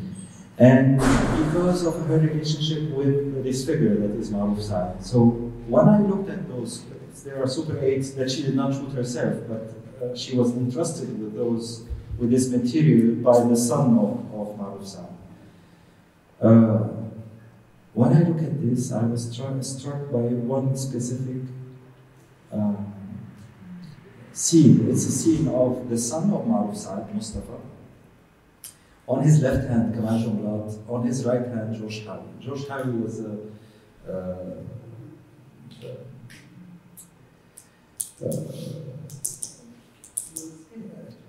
the three of them. That's what strikes me is that the three of them were assassinated. Like, they are in a burial here. They are crying as if they are knowing that they are the ones who they are crying their fate. It's almost like a Greek tragedy. And it's really striking. I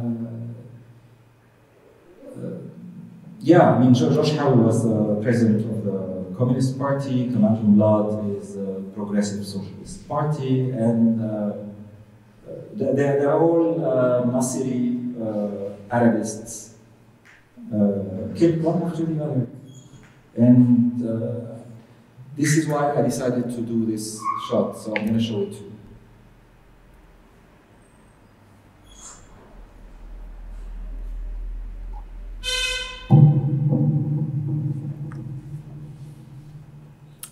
فينا نطفيه؟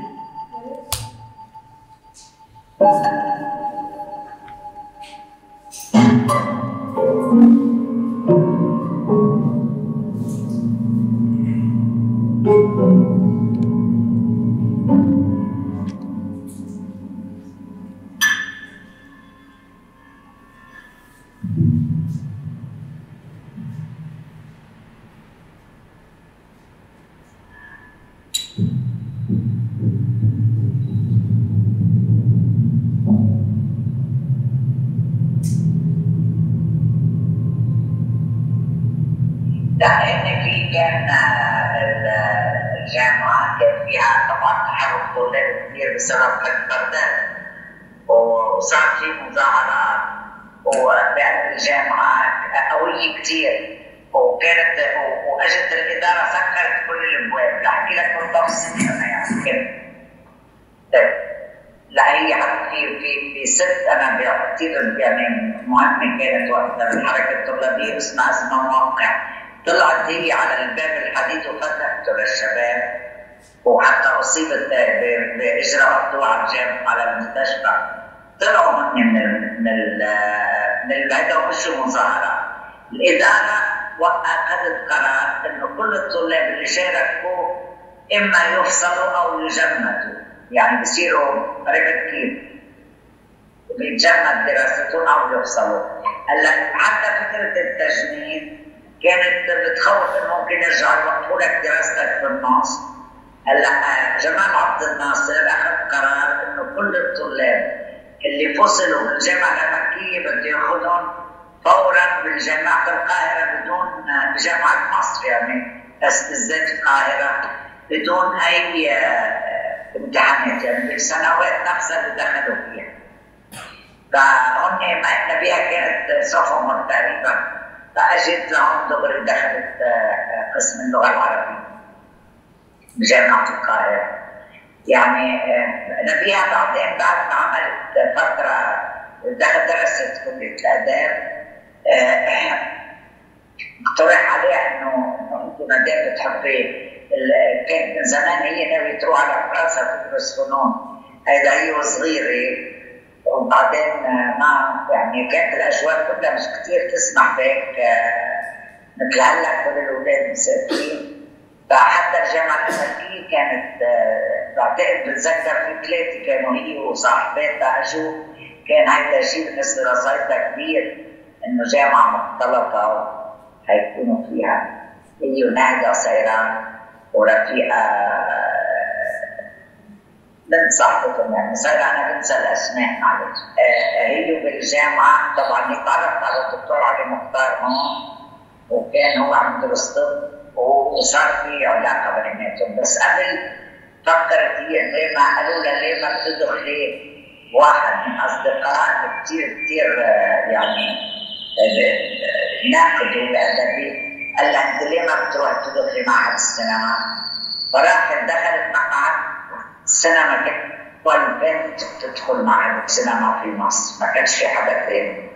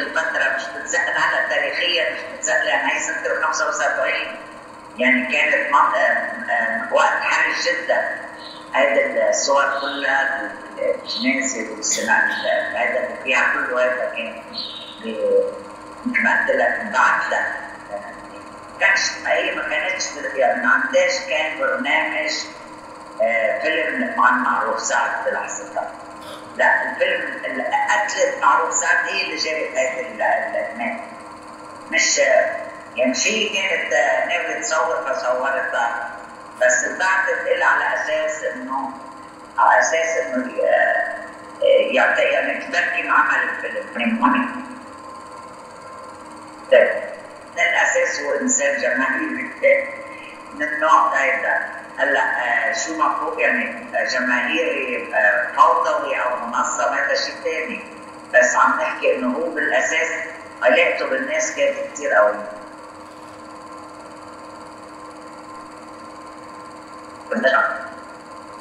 معروف سعد لفوه بالعلم الفلسطيني لانه هو كان من الناس اللي كانوا يدخلوا بعمليات الى فلسطين. هو من بدايات المقاومه كان الى فلسطين، فلذلك اعتبروه انه هو من جماعه من الشهداء فلفوه بالعلم الفلسطيني. ما له علاقه. قبل النائب هو نائب لما كبر، هو صغير كان يدخل، لما كان استاذ كان كل وقت يدخل على فلسطين. وانا بعرف كان خالي الله يرحمه ابو سعيد كان يشتغل في منطقه. عرفت كيف؟ يعني كانوا مجموعه يفوتوا ويطلعوا، لهم صور كثير، ما بعرف اذا شفتها انت، لهم صور كثير بالدخول بالعمليات وكذا.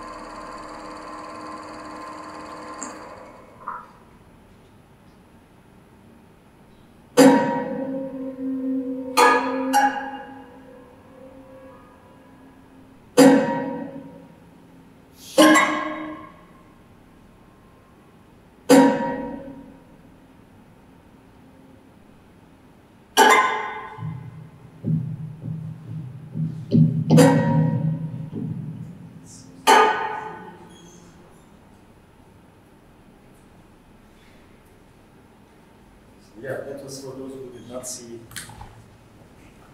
the film. So in my opinion, this last image comes like an after image. So it's a haunting image. If there are any questions, I'll be happy to answer them. Otherwise, we'll just give you your freedom. Well, I'd like to ask. Yes. What are the two lines on the left? These are scales. These are typical records, typical diagrammatic sheets that you put them when you reproduce photographs, so you make sure it's a scale. There are scales, color scale, and Why did you pick? because I am reproducing photographs here, and I want to make sure I have a reference. But I want instead of placing it and cropping it out, I wanted it to be part of the film, because the whole film is also about the procedures of reproducing images, generations of images.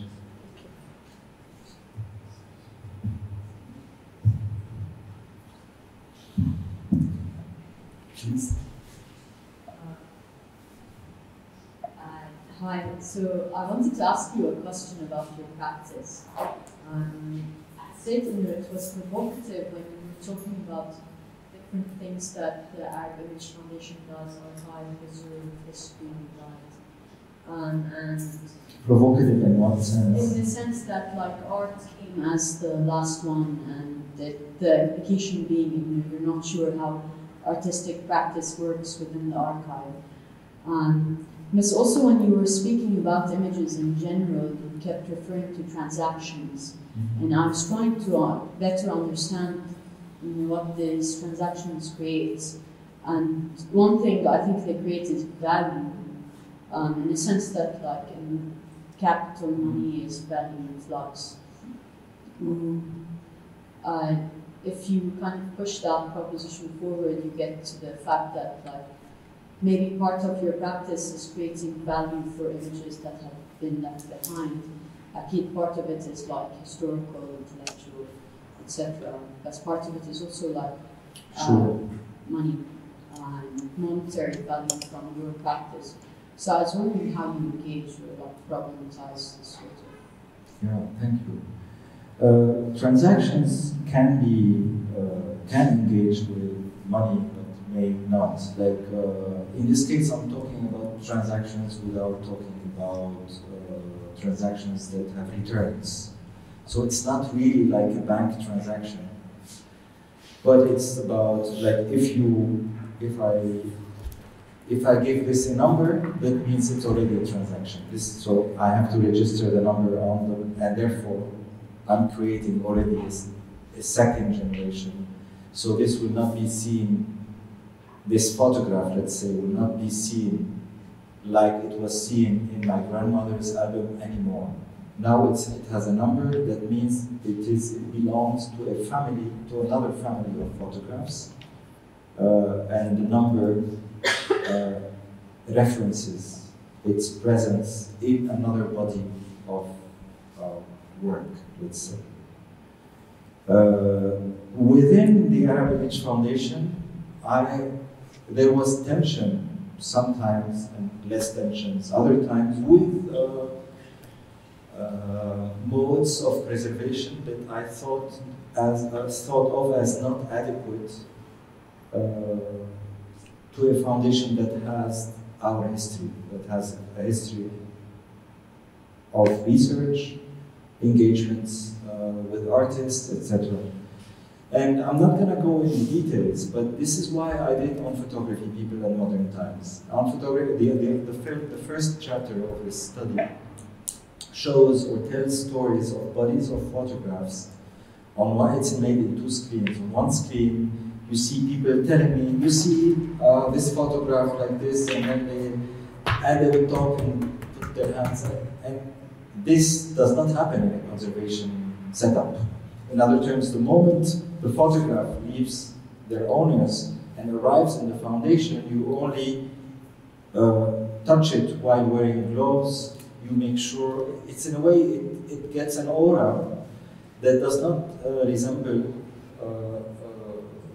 we treat it differently from, I mean, the owners allow themselves to write on the back, maybe write on top, maybe take. A lot of people also destroy parts of the pictures because there's someone that they don't like, so they might remove a figure, etc., etc. So there were tensions sometimes with measures of conservation that I saw as not sensitive enough in order to take care of the register that we created based on sometimes very subjective choices. But going back to the idea of value, it's inevitable, yes, because art is equated with value, a photo album is equated with another type of value, but sometimes I cannot say if emotional value or higher or lower than dollar value. I have no clue. So maybe you take out from a family something that has tons of emotions but $0.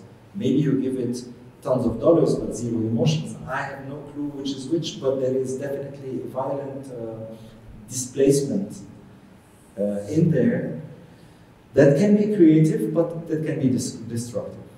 And my work definitely engages with this. Engaged with this very innocently in the beginning, but then tries to establish a theory that tries to understand the history of the practice. There is a speculative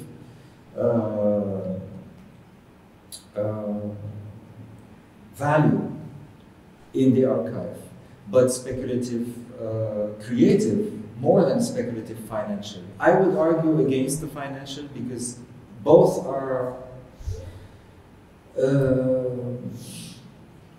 standing sometimes facing each other or bonding against each other in the archive, and it's a constant fight. because the financial wants to take the archive in a direction and the creative wants to take it in another direction. Sometimes they go both in one direction, but at times they clash. And the archive has to live with this. It's a constant clash.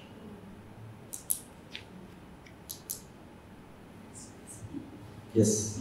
Oh, sorry. Yeah, sorry. Yes. So I think because of the opening of your talk around that one photograph, I was reminded of Ariella Azule's discussions about the photographic event. And instead of reading the image for image content, which is something you were talking about, understanding the conditions around the production of the image. And then as your talk progressed, it made me think about how a lot of what you're talking about is in some sense an archival event. What are the events that happen in the archive that then produce something else? And I'm, as a historian, I'm extremely taken to sympathetic in this approach. But then it also made me wonder about how, a lot of what you're able to describe to us is because of your intimate knowledge of the archive, which other people will kind of never have access to. So I'm kind of curious, in a sense, in your championing of reading the traces of the institution as kind of both artistic practice and, in a sense, historical method. How much of that is kind of just unique to your artistic practice, or is that something you're kind of thinking about as an alternative mode of doing history? It's both. I hope it's both, because I'm a bit timid to say that my practice engages with history, but it does. I mean, it inevitably does. I find it more stimulating to talk to historians than artists sometimes about issues that I'm interested in. But also I've been in phases. There are good sides of having 20 years practice in art, or more, so maybe for you. But I mean, when you live a lot, then you accumulate knowledge about things that just reached you because of your age. Honestly, yeah. But it's. I was afraid that you were saying, is it your artistic practice or the institutional practice? And I'm glad you said that the artistic practice versus the historical practice, which is so legitimate. But my historian friends tell me, at least your work is fun, as opposed to their own work or their own practice as historians within historical. I wish these disciplines just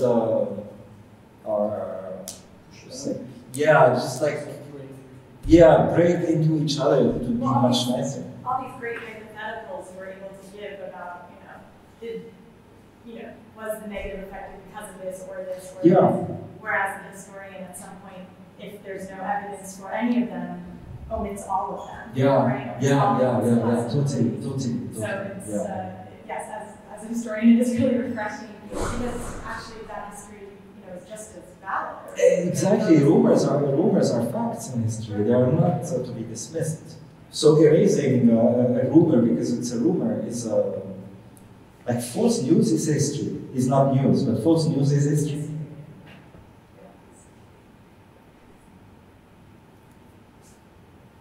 Sorry, you had a question, right? Or did you change your mind?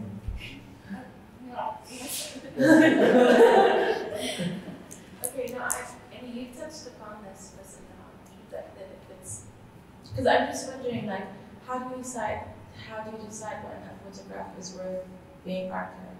I mean, I was wondering are old family photos, and they mean nothing to other people, but they mean so much to our family, for example.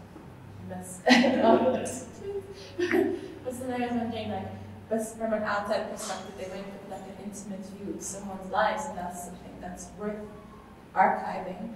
At the same time, there's no actual historical content being documented in these photographs. But I was just wondering where do you draw the line between an intimate family photograph and something that's worth being archived, preserved? Because it's not the same. Yes, it is. So, to sort of add to what you to ask is where do you draw the line of okay, so this is worthy of documenting? Is it just an emotion that you wanted to preserve or to celebrate? Or is it that important figure of point of history that you wanted to trace back their lives? Or is it just an anecdote or a story that you want to tell through through practicing your art that entangles with your profession as an archivist as well? And my other question, I don't know if I should take another one, perhaps. Yeah. Yes, better. Yeah, it's better. I'll go back to that. It's different collections within the archive of the Arab Image Foundation reach their in different modes of acquisition. Some of them were selections made by artists, like myself, and in a way, when you do that, I can say I select the things I'm interested in, or the things that I may work on in the future, but all of this would be wrong, I think, because if I go to your family, for example, if I go to your parents and tell them I'm doing so and so and so and so, they would open the album, but they would never give me everything. So I have to negotiate always access, and like I need to explain to them why I'm interested in this specific picture. And sometimes they tell me, no, this is a very intimate picture. We don't want to show it in public, and I would have to respect that. But so it's always negotiation. When it's an artist versus an individual or a family, or private, it's a negotiation. When it's a photographic archive that someone is giving it to you, sometimes you don't have the time to say, look, I want to make a selection. Sometimes things fall on your head and you just want to take the whole thing. With time, I have learned to see the virtue of taking the whole thing, because you never know what you're gonna need in the future. I remember very well, I've seen things that now I regret I did not take from family albums or else. But also, I mean, again, the difference is that when you go to families, they show you an album, you are a bit too shy to take more than a few pictures from an album. You cannot allow yourself to take the whole album. They will not accept anyway. Already it was hard to convince individuals to give photographs. But with professionals it's something else, because photographers believe that their photographs would be, after they die, would be better in the custody of an institution or a preservation institute rather than somewhere else, because they know that their wife or their kids would find it too bulky to keep photographic material in any home, and if they do not have enough money to preserve it in an outside space, it will rot, it will be damaged, or finally it will be thrown away. So there are no rules, and no matter how I could invent rules, for you they will be sometimes false. But I want to stress on collecting as authoring groups of photographs as well. When an artist like Ito Barada or myself or the few other artists who did that in different countries make a selection out of 1,000 pictures that they saw, they decide to bring 10 pictures. It's because of a certain relationship sometimes between those pictures. So in a way that group is authored as a constellation or as a group, although each individual image could mean individually to someone else, to a researcher, maybe who is not interested in the constellation as a whole, but is interested in a photograph of that bazaar in that particular city because of an urban study, because of any feature that has nothing to do with the reasons why me or Fuad Al-Khouri or Ito Barada could have brought the picture. So at the same time we want, I mean, I like to see that constellation on the crossroad between family, emotion, history. At the same time, an artist interest and desire in forming a group of photos for a certain reason, and on the third hand, a possible use of individual pictures by others based on features that we cannot predict, or based on interests that we cannot predict now. This, therefore, the interest in the archive. Yeah, so what was your next? This brings me to the question is, until when do we keep collecting, and do we ever stop? Especially at this age where we have like now digital media flooding the internet. Yeah, I see it as a good. I see it as a good sign. I think it's important that these images are not bound to location. My fear is like important in terms of like format of media, like this digital image that is now consumed on a daily basis. If it's consumed with the information, sufficient information for it to travel with and to immune it against misinterpretation, but still misinterpretation is part of readings, and yeah, I mean, I have faith in the future. Do you think, like in an ideal situation, would you like be able to collect everything, and you have like an entire collection of photographs, pictures of the world, let's say, and now you have digital media? Do you still like? Would you keep them? Would you collect them? Like these binary numbers, digital. I do not collect something that I do not understand. Yeah. Me as a person. Yeah. But I can see the interest behind collecting them by an organization that sees in them a certain speculative value, creative or else.